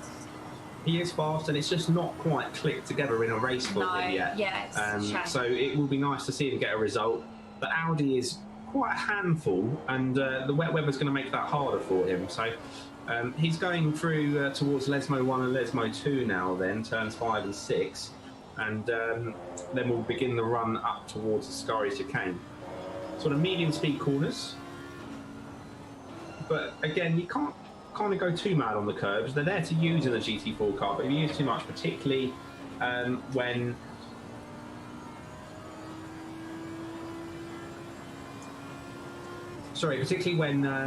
it's wet like this, the curves become extremely slippery, and you'll notice a lot of them are green, like a green sort of shiny surface. Look on the inside of a Scari here, you see it's kind of green underneath those bumps on the inside here. That is like ice as he gets a bit of opposite lock as I say it. Thank you, Heath, you're working perfectly in time with my commentary there. The tyre, of course, on the inside white slippery green material just spins up, and then when it's spinning it loses all of its lateral grip, and the rear of the car just stepped out as we saw there, and luckily he had to put a bit of opposite lock on. Now, Neil Kidd has won multitasking of all multitasks that have happened, because we've got Mark Miller here on Facebook saying, Neil Kidd's messaging me while driving. Do you know what? That's a bloody good effort if he has. I think as well, Neil had a little bit of a drama before race 1, didn't he? Was it before qualifying 1, where he was sending you a video of the fact that his brake pedal was broken off. So glad to see that he got that fixed for race 1 and he's back out again for race 2. Yeah, it's, so he got like a brake mod fitted to it that increases the pressure of the brake pedal. So I think it's still working, so he's able to race. But yeah, he just has less feel in his brake pedal. And Neil's a delicate little pedal, so he'll be noticing that. Race director's loving that one in my ear. I like to leave little Easter eggs in these streams for them to watch back and see if they pick me up on it. Or maybe John will just tell him. John, how's John? Yeah, John didn't answer about John racing. I want to hear if Neil's brother John, who's been commenting away, if he's actually had a go yet, and if we're going to see him have a go. So Ian coming back again about the Mini Cooper S days after we talked about Twitch before. Yeah, good to see Mark back again over on Facebook. Picking up on Facebook a little bit more. So we've got people on YouTube, some people on Facebook. So you can watch this across, as I say, Facebook and YouTube, and also on InGear Motorsport's Twitch as well. So feel free to watch wherever best suits you. And as always, if you can like and subscribe and do all that wonderful stuff, it means a lot for us as well. So Heath then currently in 7th at the moment. Just under 5 minutes of qualifying to go. Curran up in 4th, Danny Price in 5th. So Danny liking the rain so far. Roland Stallman in 6th at the moment. D Murray up in 7th. Steed's in 9th. Kidd's in 10th at the moment. Gillick in 11th, which is good for him. Seems like we've got a few less cars in this one, but still plenty enough to have some action, which is great. Oh, Paulina's back again. Sheba Garage will kick butts this time.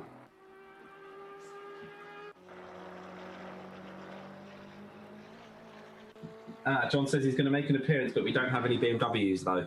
Well, we don't, but you can be the first. Yeah, because there is a Liam BMW was actually M4. in a BMW to start off with, and then he, for the second round, we you allowed him, not we. Or the group allowed him to jump in the R8 so that he could have a team, which I think has been really beneficial to him. So yeah, no pressure, John.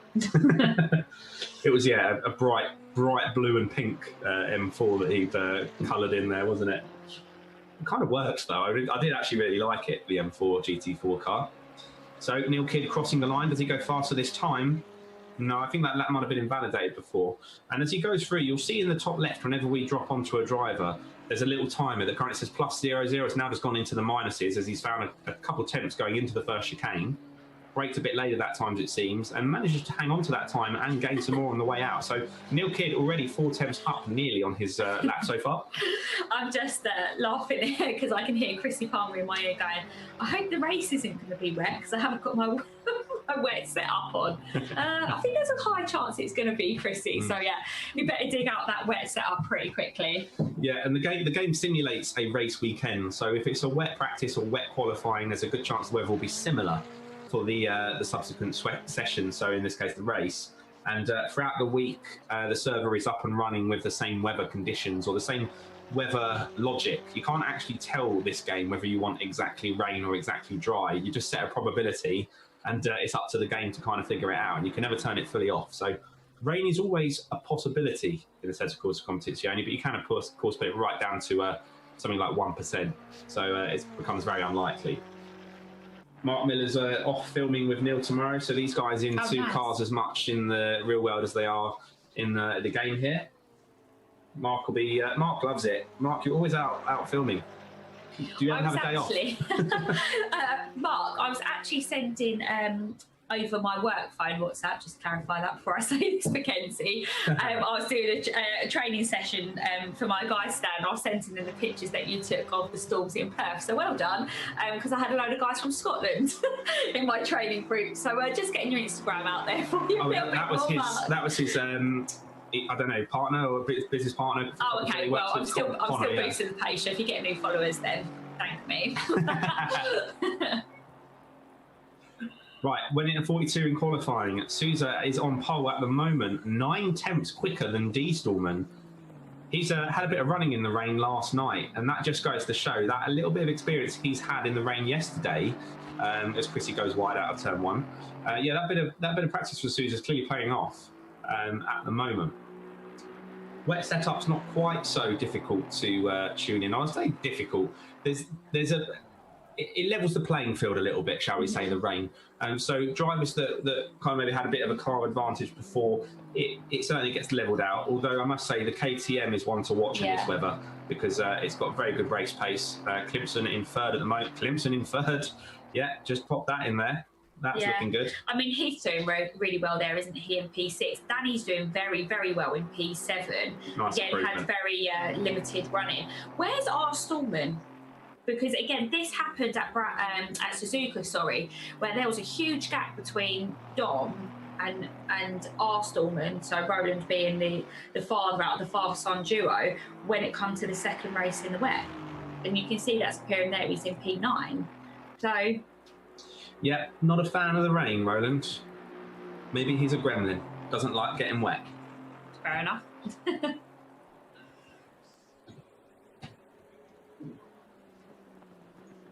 Now, it's interesting as well with the guys that are going out. None of them are using the slipstream, are they?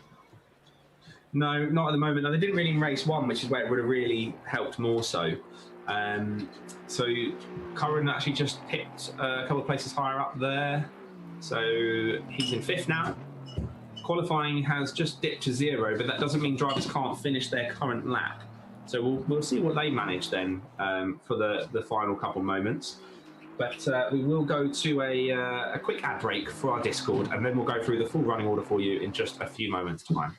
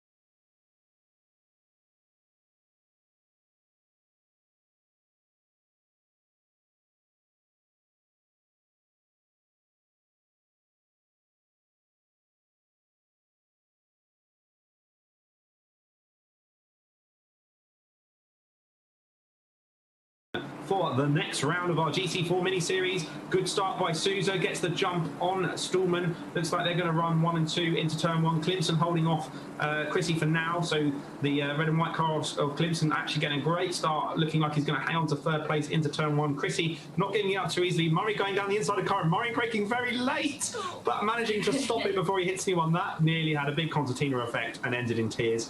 Murray had a great start there and has actually got around the outside of Curran. Clemson holds off Chrissy then. Chrissy will be knowing that he cannot afford to let too much of a gap form between those cars ahead. But we also don't know kind of what Clemson's race pace is going to be yet, because he looked quite good in qualifying, and I fancied that he might be able to catch up. But Chrissy going down the inside into the chicane, I think, thinking better of it. Yeah. Well done by stopping that. I mean, that again, once you commit to the inside, oh, and he goes for the cutback.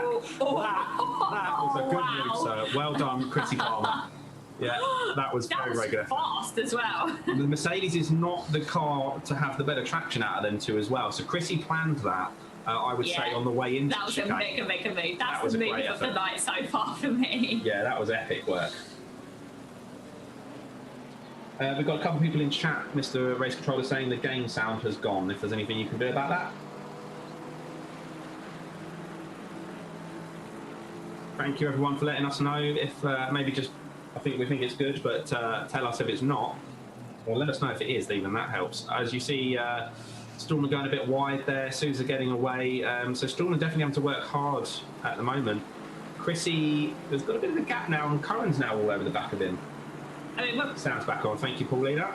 So 2 abreast into Parabolica, the 4-litre engine versus the 2-point-something, I can't quite remember, of the KTM going into, and the 4-litre engine getting the better of him, dragging him down into the Parabolica. Oh, that was close. That was close racing by these two, but they didn't touch. Curran being very brave, but pulling it off on Clemson. Clemson getting a bit beaten up at the start here, which I feel a little bit sorry for him, because that is just where his car is not the faster one in the straights, but I think as everyone settles down, that will work quite nicely for him.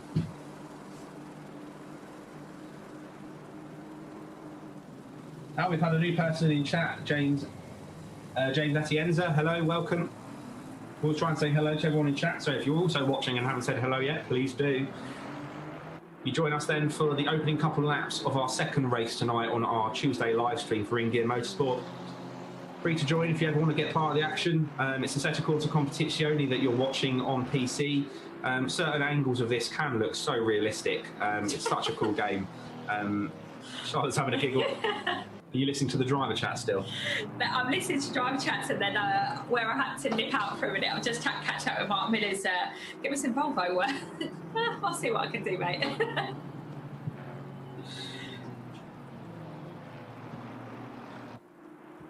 So the rain hammers down then for race 2, and it's quite nice to get a one of each. Chrissy has fought his way back up to D. Stallman there. Let's actually, why don't we ride on board with D. Stallman looking backwards, because I can actually ask that of our race director, and he loves when I tell him what to do. So then, he's forgotten the button, everyone. Give him some hassle for that, just as we see Chrissy look on the inside. But everyone being very sensible actually so far. We've had a couple close moves, but nothing too outrageous yet. And actually, it's the wet race where everyone's got round without any major incidents. Just on the running order at the moment, Palmer is the car on your screen at the moment, the orangey brown car. Then Curran's behind him. He's made a place up from the start over Clemson, who's in 5th. Stallman in 6th. Kidd in 7th. Steve's in 8th as Chrissy looks at the Parabolica to try and find a way through. But Stallman saying, no, thank you, sir.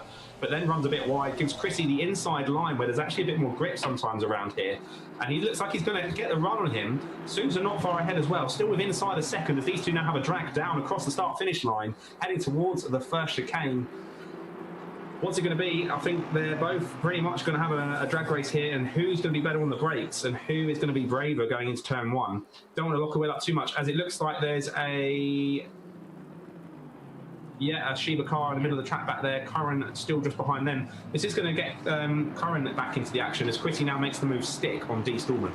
Yeah, and I think D. Stallman there, I think he's aware that he's racing for that championship, but I'm excited to see what Curran's going to do, because we saw this last weekend, or you didn't because you was racing, but I certainly saw it from last weekend. He was absolutely rapid, and he can do a serious comeback drive. So I'm going to be looking at the time difference between them, which is at the moment... Oh, there was contact between Stallman and Chrissy. Did Chrissy go round, or did he hang on to it? Chrissy's facing the wrong way. Do you know, I think that was just a bit of a lock-up. Yeah. Oh, yeah, Stallman's backed right off, I think, to at least give a place back there, knowing that he probably, as much as that was an accident, that was definitely his fault. Yeah, we'll see if race control thinks different on that one, but it looked like Dom just locked up, clipped Chrissy that little bit, and in the wet like this, it just takes the tiniest tap to spin you around. I thought Chrissy might just hold on to it, but that would be really unfortunate for him now. But as we said, that's given Curran a place already. Clemson also getting past Stallman. It looks like Stallman's actually given a couple places back. He's either got a lot of damage, which I don't think he would from that tap, or he's just he's being extremely fair and giving the place back, or a couple places back. Yeah, look, he's actually going to let Chrissy go back past him, which is extremely nice of him. Yeah, I mean, that's seriously good sportsmanship at that point, isn't it? I don't know where I would be. Yeah, flashes his lights to say sorry, I believe, there to Chrissy. And that's the other Stallman on your screen, the lead Aston Martin, the black one there with the green wheels, that D. Stallman just dropped back behind. So the two Vegas Sim Performance cars now running closely together. R. Stallman, after not the best start, actually in front of Dom after that little incident. Well, that was certainly exciting. Yeah, I mean, D. Stallman, you've got to give that to him for a minute there. What he's just done, that's mega. You know, considering he's fighting for the championship there, that doesn't happen often. No, and I think that we are really working hard to build a community of drivers that respect each other, race fairly, and accidents happen. We're not going to ever escape having incidents, and I think, you know, that like Charlotte just said, that was way more than fair.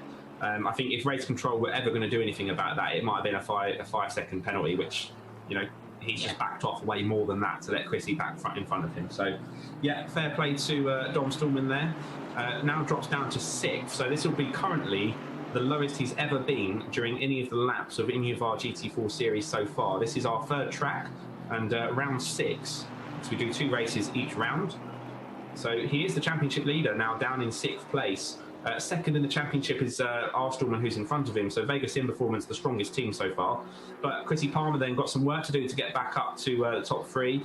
Quite a long way to go, really. Although Curran only 3.7 off of the leader, Clinton 3.8 off of him. So we're 8 minutes into this race, and still look at that. There's a whole gaggle of cars between these guys having a bit of a fight. And Kruger's back in the action.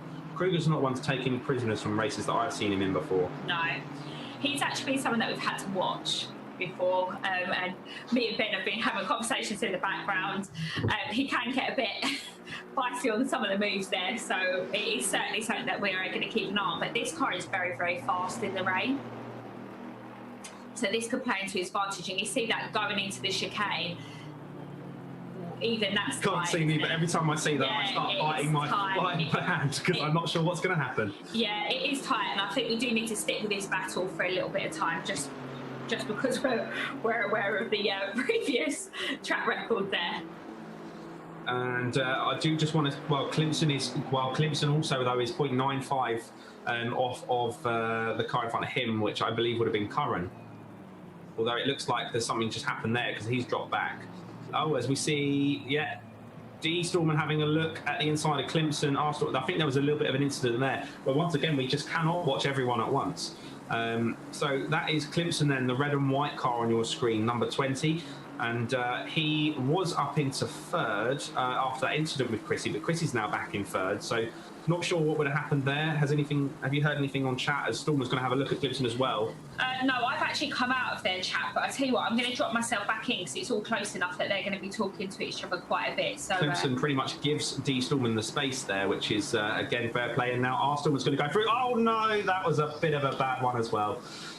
That was R. Stallman just catching the side of A. Clemson there. He won't be very happy with that. Again, it's so easily done. There was nearly 3 abreast at one point. Clemson just went a tiny bit to the left as Armstrong went a tiny bit to the right. Clemson coming off the worst of it in the lighter, smaller car there. Yeah. What's Clemson making of that in chat as it's just joined? Very, very quiet at the moment. Very, very quiet. Yeah, what is quite interesting what they're just saying there. Neil's actually saying that the track is quite dry. And on this screen here, you can see the raindrops obviously coming down, but it's not wet, is it? So what they're talking about there is that a dry lap potentially is starting to form there. He's saying as well that it's not even raining on the windscreen. So I'm listening to this as live as the guys are talking here. So this is where the guys need to start to adapt. They were racing in the wet to start off with, but it's starting to become a drying track. And Mackenzie, this is one of your specialities when you was racing. So kind of talk us through that. Yeah, absolutely loved a drying circuit because that means there's damp patches all over the place you need to be wary of that can catch people out. But the person that can find the grip the quickest is the person that will reap the most rewards. So you are looking for any little dry patches of tarmac. And even in the game, it's maybe not as close to the real world as on that respect, but you can still see some patches will look shinier than others and have sort of little puddles more so than others. And then the drier patches will have more grip because, of course, there's less standing water. But even the greasy bits, as you see Kruger cutting the second half of that chicane there, he's only allowed to do that 3 times or he'll get a penalty. But yeah, you just got to really try and find it where you can. And the more you push the car on, you do start to push it, the tyres then get more temperature in them and you kind of get confidence to go again. So it's that first initial period of just knowing how hard you can push that's the hardest. And it's always the hardest for the leader because the leader has no other car in front of him to reference at that point. So you're kind of the first one breaking into that corner every lap, the first one to know if that puddle is still there every lap, and the first one to know if that dry line is actually a dry line or if it's a little bit greasy where it's retained some moisture. And again, I always kind of make the point that these are absolutely things that we have to think about in this game because Kunos have modelled it so well. And they've worked really closely with the likes of Pirelli, the tyre manufacturer, to get tyre modelling right. So tyre pressures will likely go up. If they're on wet tyres on a drying track, there's not enough water to cool them down. The tyres get hot, and actually it goes the other way. You get less grip.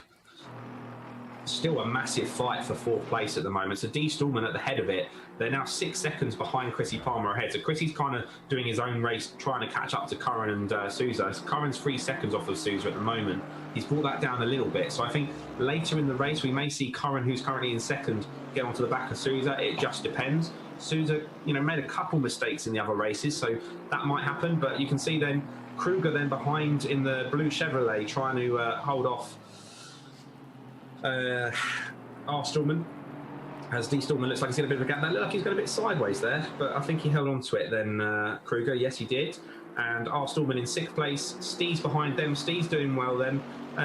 Just really quickly, could we have a look on the timing screen to see if Clemson's still going or where he got to?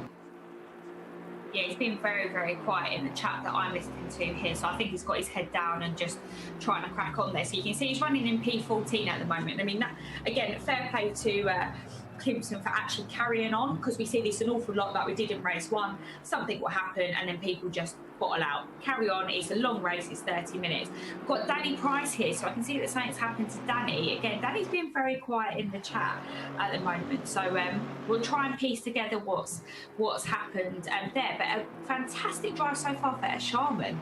He's up in P11. That's one of his best finishes that he's had so far. So yeah, a really, really good effort there by him. So let's keep our eyes back on the action then fully. And D. Stallman still with Kruger all over the back of him. Stallman not really able to fully shake him. And we saw this in Suzuka. Kruger was just really fast. And Stallman running wide again coming out of that corner. And as much as it looks pretty cool, the car going sideways opposite lock, he's then not going forwards. He's got less traction and gets less speed heading towards the next corner. Luckily for him, out of Lesmo 1 is only a short run to Lesmo 2 and makes a better job of it coming out of Lesmo 2 for the long run down to a scarry chicane. Very fast flowing section of track, and also got those slippery green AstroTurf looking curbs that I was talking about earlier that you want to use a little bit of, but not too much. So as he goes right here, look, you see a little bit of curb and a tiny bit of opposite lock again, but not too much. And likewise for the what is the penultimate corner of this track as we head down to Parabolica. Oh, the blue Chevy looks pretty quick. So Sousa still 3.3 ahead, and we've got a little bit of inside info from Dan Lofts, who was watching earlier. He's back on the chat again. He says that Vittel will definitely be on Yeah, I just saw slicks. that. So there we are. Yeah. Dan did say he might actually come and join, but he's working tonight. So looking forward to having you. I saw you join Discord as well. So, sorry to just cut you a bit short there, Mackenzie, but we can see that, and I've kind of been sat a little bit quiet and just watching, and D. Stallman going through Parabolica, each time he runs very, very wide. It's almost like he's having to fight the car through there. And what that's done is give Kruger to be all over the back of him going into the chicane. But Stallman's managing to get away with this, but he's outbraked himself as he's gone into there. So Stallman's not looking as settled as what he so normally does. So he's not, he's not settling into this track maybe as well. And I'm starting to repeat myself on sayings here, but if you've been following along, I do kind of like to make the point: you don't pay for a mistake once, you pay for it multiple times, because you might be a bit more cautious the next time round. Your tyres maybe get a bit messed up after the first incident, and I think Dom Stallman's just going down that slippery slope a little bit at the moment of just a few little mistakes that lead one after the other. Steez is having a great battle with our Stallman. We need to just jump on that a little bit. We may miss this, but we've not seen much of Steez yet. Let's maybe ride on board with Steez and just see where he goes sort of pace-wise compared to our Stallman, because he had a look going down into the chicane just now. You'd also maybe get this impression of the speed difference between the two cars as they go on the straights, but then through the corner. So this is heading up towards a Sky chicane. Again, it drops downhill slightly under a bridge off the old banked circuit. Monza, by the way, one of the oldest racetracks in the world, one of the third oldest, 1922. That's a bit of the old banking we just went under there. I heard that. What did you hear? So just gonna call Danny Price out there a little bit. He's like, come on, Murray, yeah, just brake really hard so that Hoover is it Hoover van has a little nudge and goes off. So Danny Price is working really, really hard there because he wants to get in that top 10, because we have to remember the points finish in the top 10, same as Formula One.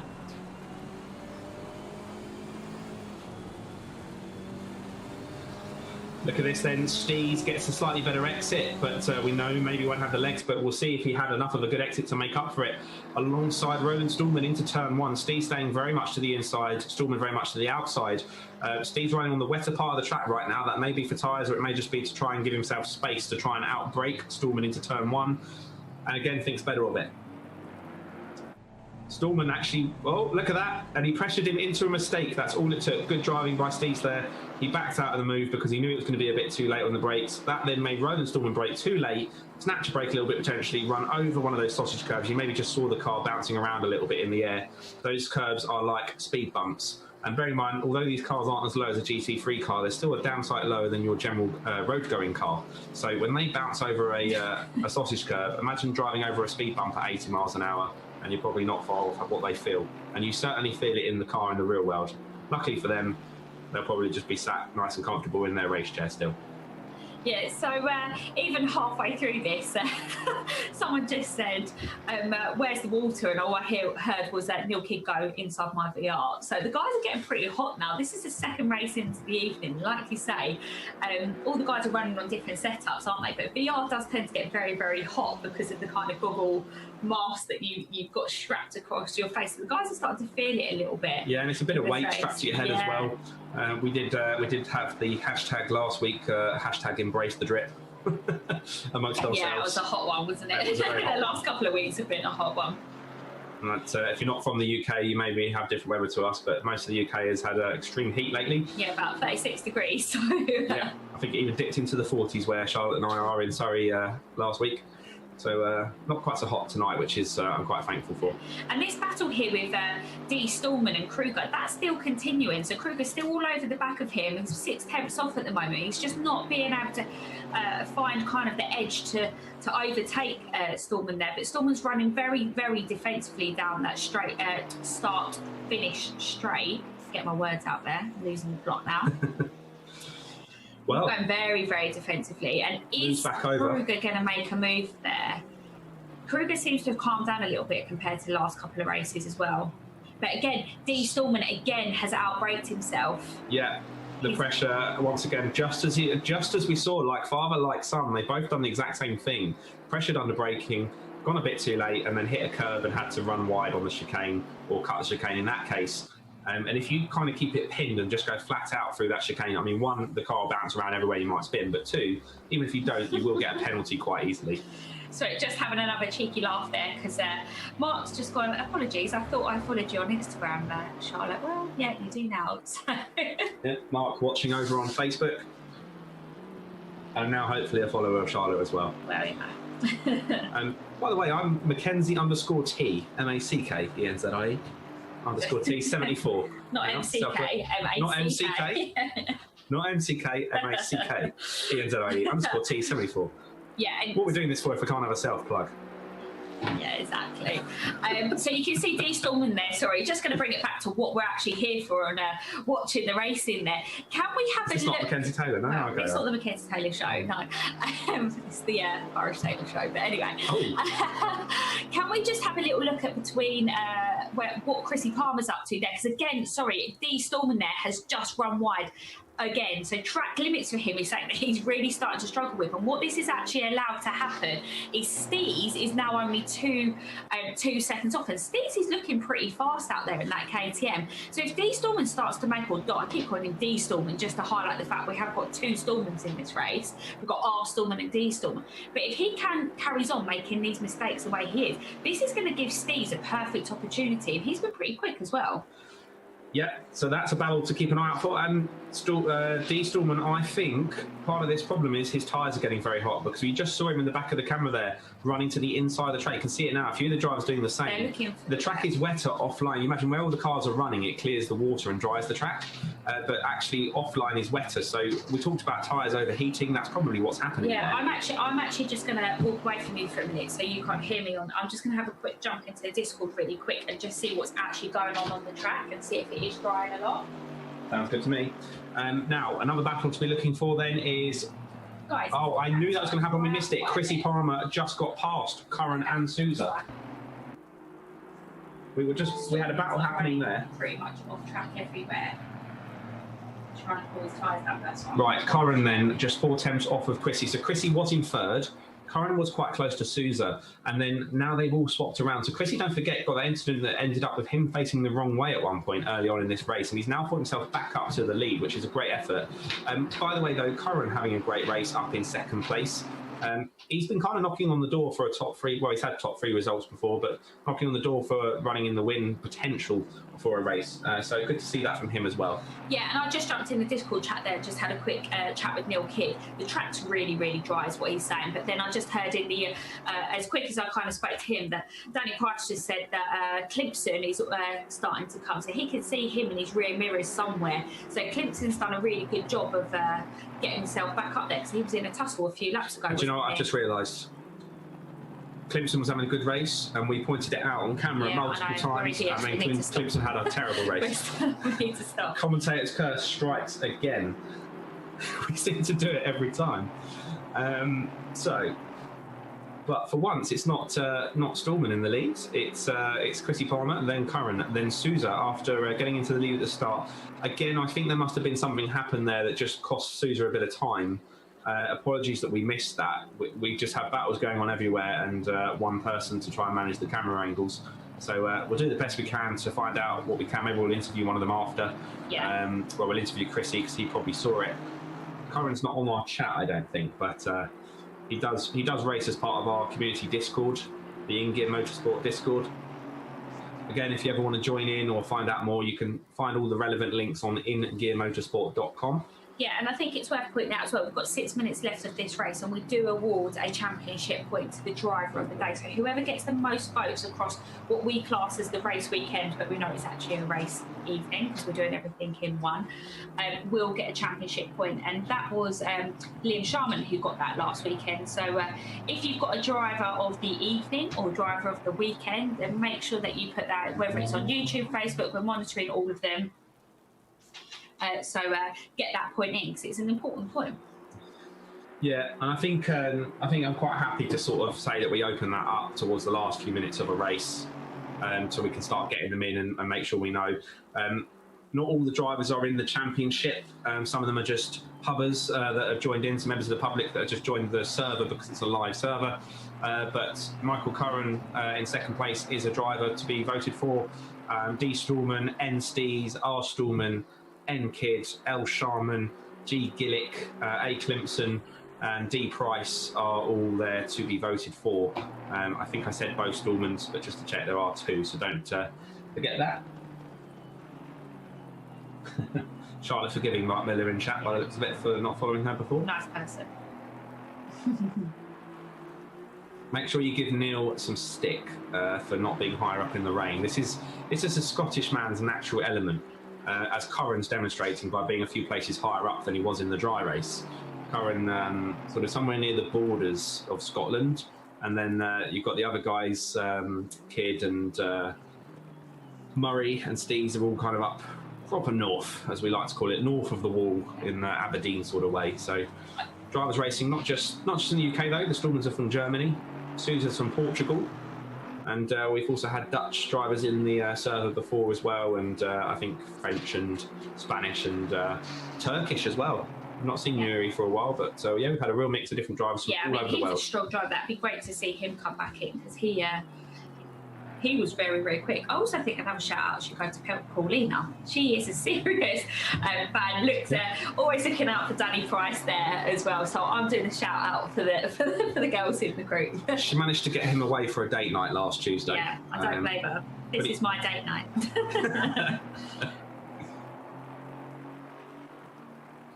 Yeah, so start thinking about driver of the day votes. You just all you need to do to enter the driver of the day vote or to vote for a driver is just literally type their name in the chat wherever you're watching, whether that is Twitch, YouTube. As Steez is having another look at D Stallman. Look at that.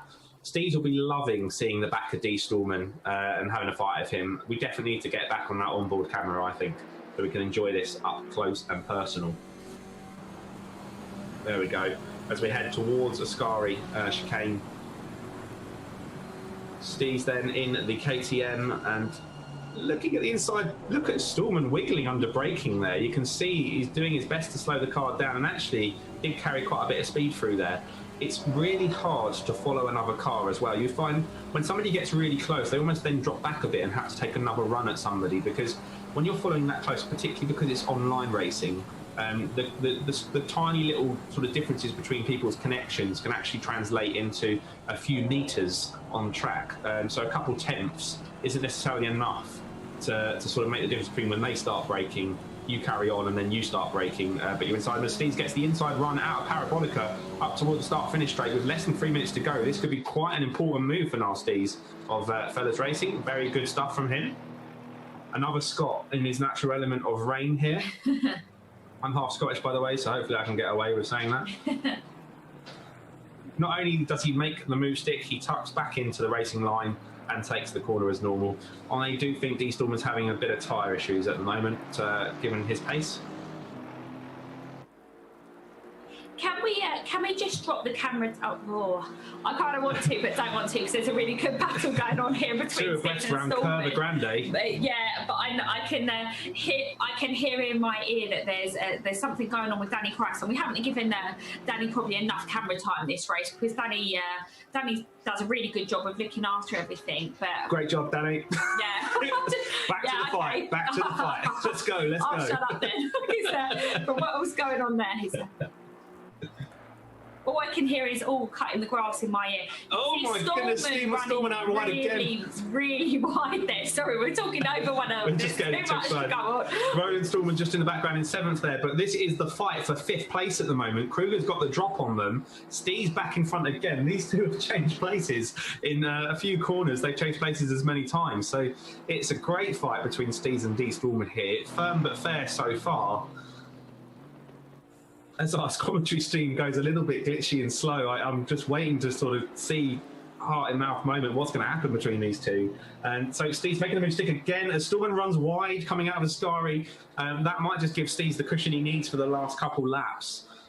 So still, by the way, then Chrissy Palmer back into the lead, Curran in 2nd at this moment in time, and then you've got Sousa in 3rd, who was primarily our race leader to start with, only 2nd behind Curran, so Curran can't afford to make any mistakes on this last lap. Steez now up into 5th, just behind Kruger, and Stallman already dropped back a fair chunk after Steez got that move done. So, like I said, that was quite a pivotal move for Steez.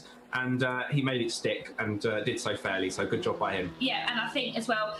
So D Stallman, or both the Stallmans back as a duo. So P6 and P7. We've got Neil Kidd in P8 there, and I'm trying to see who's in P9. Race director, cameraman Ben. If we can shimmy that down.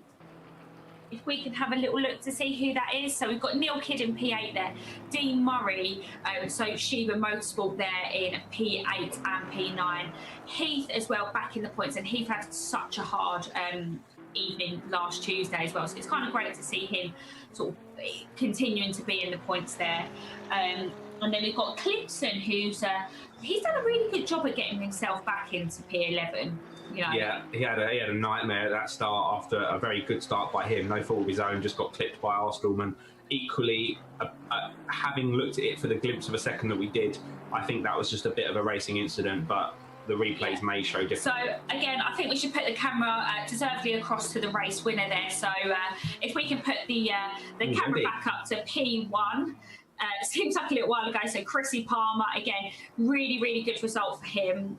Fingers crossed he needs to get over that line. He's looking as racy as ever there. He doesn't look like he's backing off at all there. No slow last lap. No, he's got a 4-second gap there, but he looks committed as ever as he ploughs along those curves there. But we are starting to see the driver of the evening or driver of the weekend results come in there. So I'm going to have a little look at them in a minute. I think we need to keep our attention on this. We've got we're doing that after. One for Clipson at the moment. Now, I believe the rules we agreed were if it's a tie, then it wouldn't be fair to split it. So we can't split half a point. No. So we need a definitive vote, people. Someone else needs to vote. So yeah, a nice win there from Chrissy Palmer. So if we can shoot the camera back down to that feisty sort of middle pack of the group there, just to see what's going on. Curran will be taking second, Sousa third, Kruger fourth, Steve's coming home fifth. It was Steve's we were looking for, so a couple back up. I think he held on to that place that he got. Race director has to click through one by one on the cameras, just so you know. So that's why you see that. Dan Price in the pits. There's Heath scoring a point after another hard night for him, I think.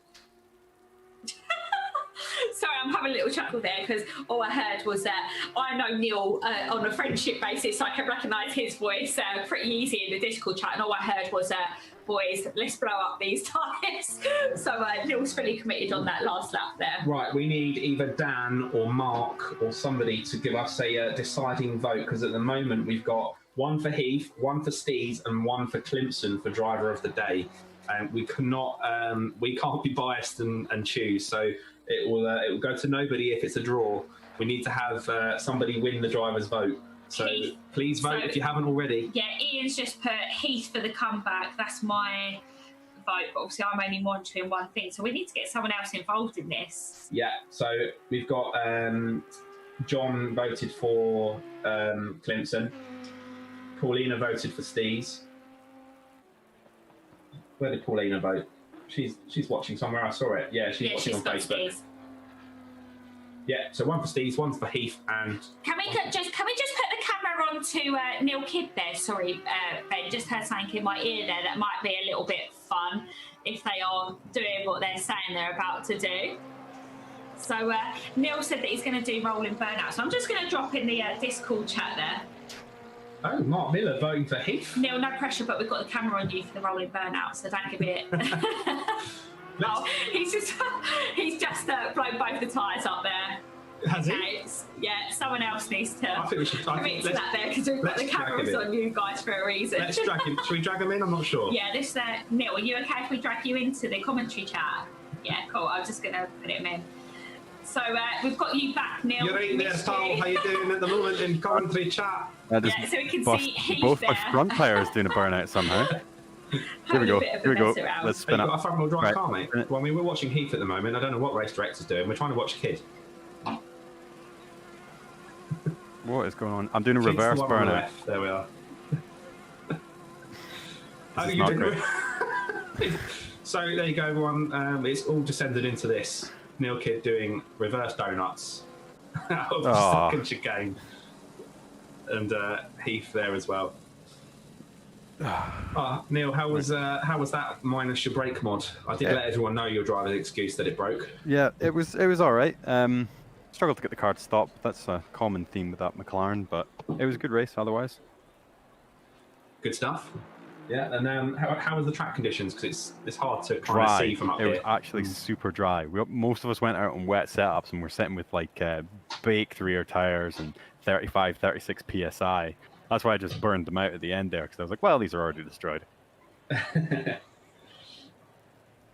Oh no, we're having a bit of an issue with the drivers' vote, right? So, Paulina voted for Steez. Right. Yeah. John, your brother, has voted for Andy. So do you want to have a message to John first of all? No, nothing that can be on stream. It's right, it's past 7 o'clock. Ian Ward has voted for Heath, and then we needed a deciding vote, and Mark Miller went for Heath, which did decide the vote, but then he's now changed it to Kids. So we've now got a 4-way 1 vote, and the rules are we can't give it to anyone if there's a tie. So. Oh, right, Mark, okay. Yeah. Well, nobody gets the point, at least then, you know. I was a bit disappointed that Mark hadn't voted for me, you know, and my own brother, but you know, that's how it goes. John just said that he's not brave enough. No, we're going to just wrap up the finishing order and stuff while we can, and then we'll catch up in a bit.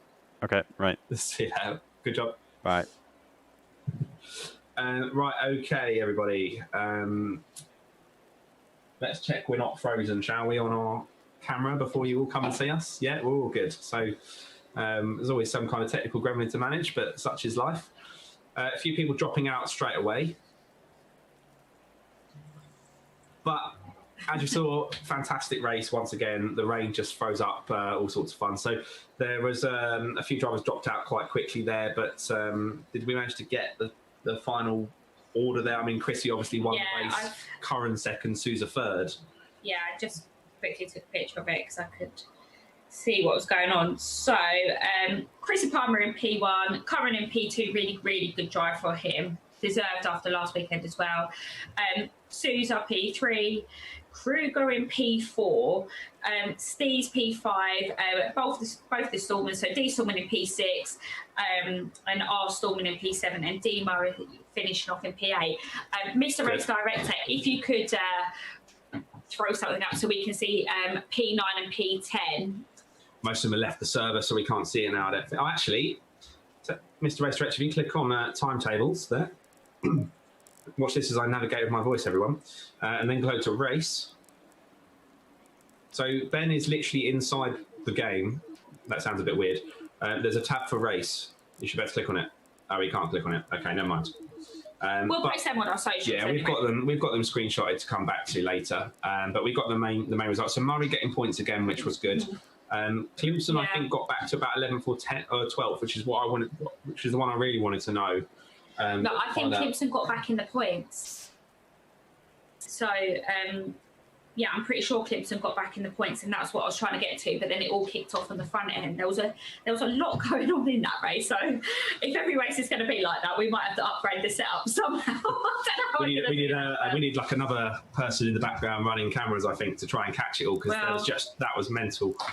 Both races tonight, but that just, I mean, again, it just shows the drivers are putting a lot of work into this. I'm aware people will probably start dropping off soon, so I just want to say, thank you very much for watching. If there's anyone left to vote for the driver of the day vote, please do, because we have one for Heath, one for Clemson, one for Steez, and one for Kidd, and somebody has to actually win by a point ahead. So otherwise, we can't just give everyone a point for the championship. So there's a championship point at stake. If anyone's waiting to vote and you've enjoyed it tonight, please do put that in there. As Susan's just joined the Discord, I've just seen. I think John Kidd needs to get the watcher of the evening point or something, because he's been all over the social medias and bigging us up. So if there was a championship for that, John, you would get the point. Okay, driver of the day vote goes to John Kidd. There we are. I'm happy with that. Yeah, I'm just leaning down, looking at the laptop and the iPad and everything here. So everybody, if you enjoyed that tonight, there will be more of the same next Tuesday at the same time, 7:30 BST. It's all right, I'm not wrapping us up just yet. I want to have a little chat first. So Mark Miller has just put, my vote wasn't for Heath, for Kidd. Yeah, it was for Heath. Right, okay. I'm just catching up because I've got different ears going on in my ears. So, yeah. So it was for Heath or it wasn't for Heath? Well, that's what I'm going with here. My vote wasn't for Heath, the kid. It was for Heath. My typing is terrible tonight. Yeah, Mark, it really is, because I haven't got a clue what you're going on Mark Miller in chat on Facebook, clearly enjoying a few sherbets tonight while watching, I think. Yeah, John's happy with the point of the evening anyway, so yeah, we'll go with that. So, as I say, we'll be back next week for the final round of our championship. We'll try and put a couple bits together. Heath won. Heath won. Yeah, so Mark has voted for Heath. Paulina, you're absolutely right. I always think you should get the girlfriend award for supporting this as well, because you're always there supporting us on this. So Heath has won the point. Is that what we're going with? Yeah. So Heath gets driver of the day. I'm just saying bye to Chrissy because Chrissy's got to shoot off. But Chrissy won the race. But yeah, great guest drive from him. And Heath gets driver of the day point, so that'll add on to, I think he was 10th, so he'll get 2 points for that second race, all in all. So that's a good result. Gillick and Charman, well done to them guys. Again, they're like the newest comers to our stream. Yeah. And they're just kind of chipping away, going a place or two up each week. So, that's the best you can hope for, or ask for, really, I should say, just improving a little bit at a time. So, closing thoughts for you then before we wrap things up. I don't know what's really happened over the last couple of hours. It's gone so quickly. The racing was absolutely fantastic, and I think it was a track that people wasn't looking forward to, but I think it's a track that both of us have spoken about and gone, it kind of needs to happen because we know what it throws into it. So I'm hoping that this is going to make them want it in other races. Maybe, but then again, some of them had nightmares still. But yeah, Paulina, you saw that, and hopefully it was a good race. John, you saw that and thought it was hopefully a good race because you commented the whole way through. So next time Neil starts telling us we shouldn't be racing at Monza, put your big brother foot down and tell him how it's going to be. And Paulina, always make sure that Danny puts a wet race in because I love it because it throws an absolute spanner into the works. But I think what I kind of would say is my finishing closer points is having so much engagement the whole way through this has actually made it like another level kind of thing. Absolutely looking forward to Silverstone GP next week. Really good track. No pressure on the British boys there, but or UK boys, however you want to go with it. So Steez likes the Silverstone circuit. Fellas Racing are still going to be slightly ahead of Sheba Garage after tonight, but Sheba Garage will be facing off against Fellas for the second place team vote. John will be racing. John is racing it. John, we're going to hold you to that, mate. Yeah. No pressure. We've got chats going on all over. So if you're watching and wondering where we're watching, we've got different chats coming in from different networks, which is awesome. But yeah, everyone, thank you so much for, like Charlotte says, all this engagement. It's been wicked fun to have you watching along with us, and hopefully more of the same next week for our final round of our GT4 series before we take a little break. Yeah, and on our YouTube, don't forget to subscribe and like it. If you've got any comments or any feedback or anything like that, or anything you want us to include in the run-up shows going forward, give us a shout and Mackenzie will work on that. Yeah, more work for me to do. I Love just it. turn up. Well, thank you everybody, and we will see you next time. Ain't shitty, baby, I'm hot like the prodigal son. There we go, green lights, and we're off once again.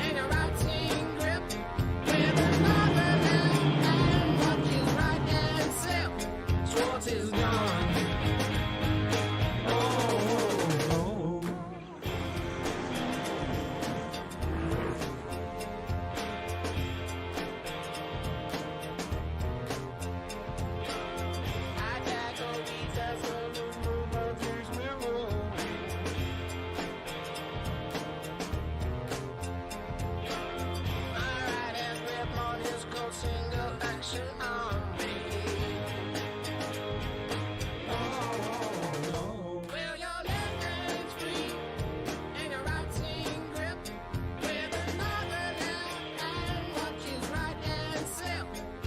Is gone.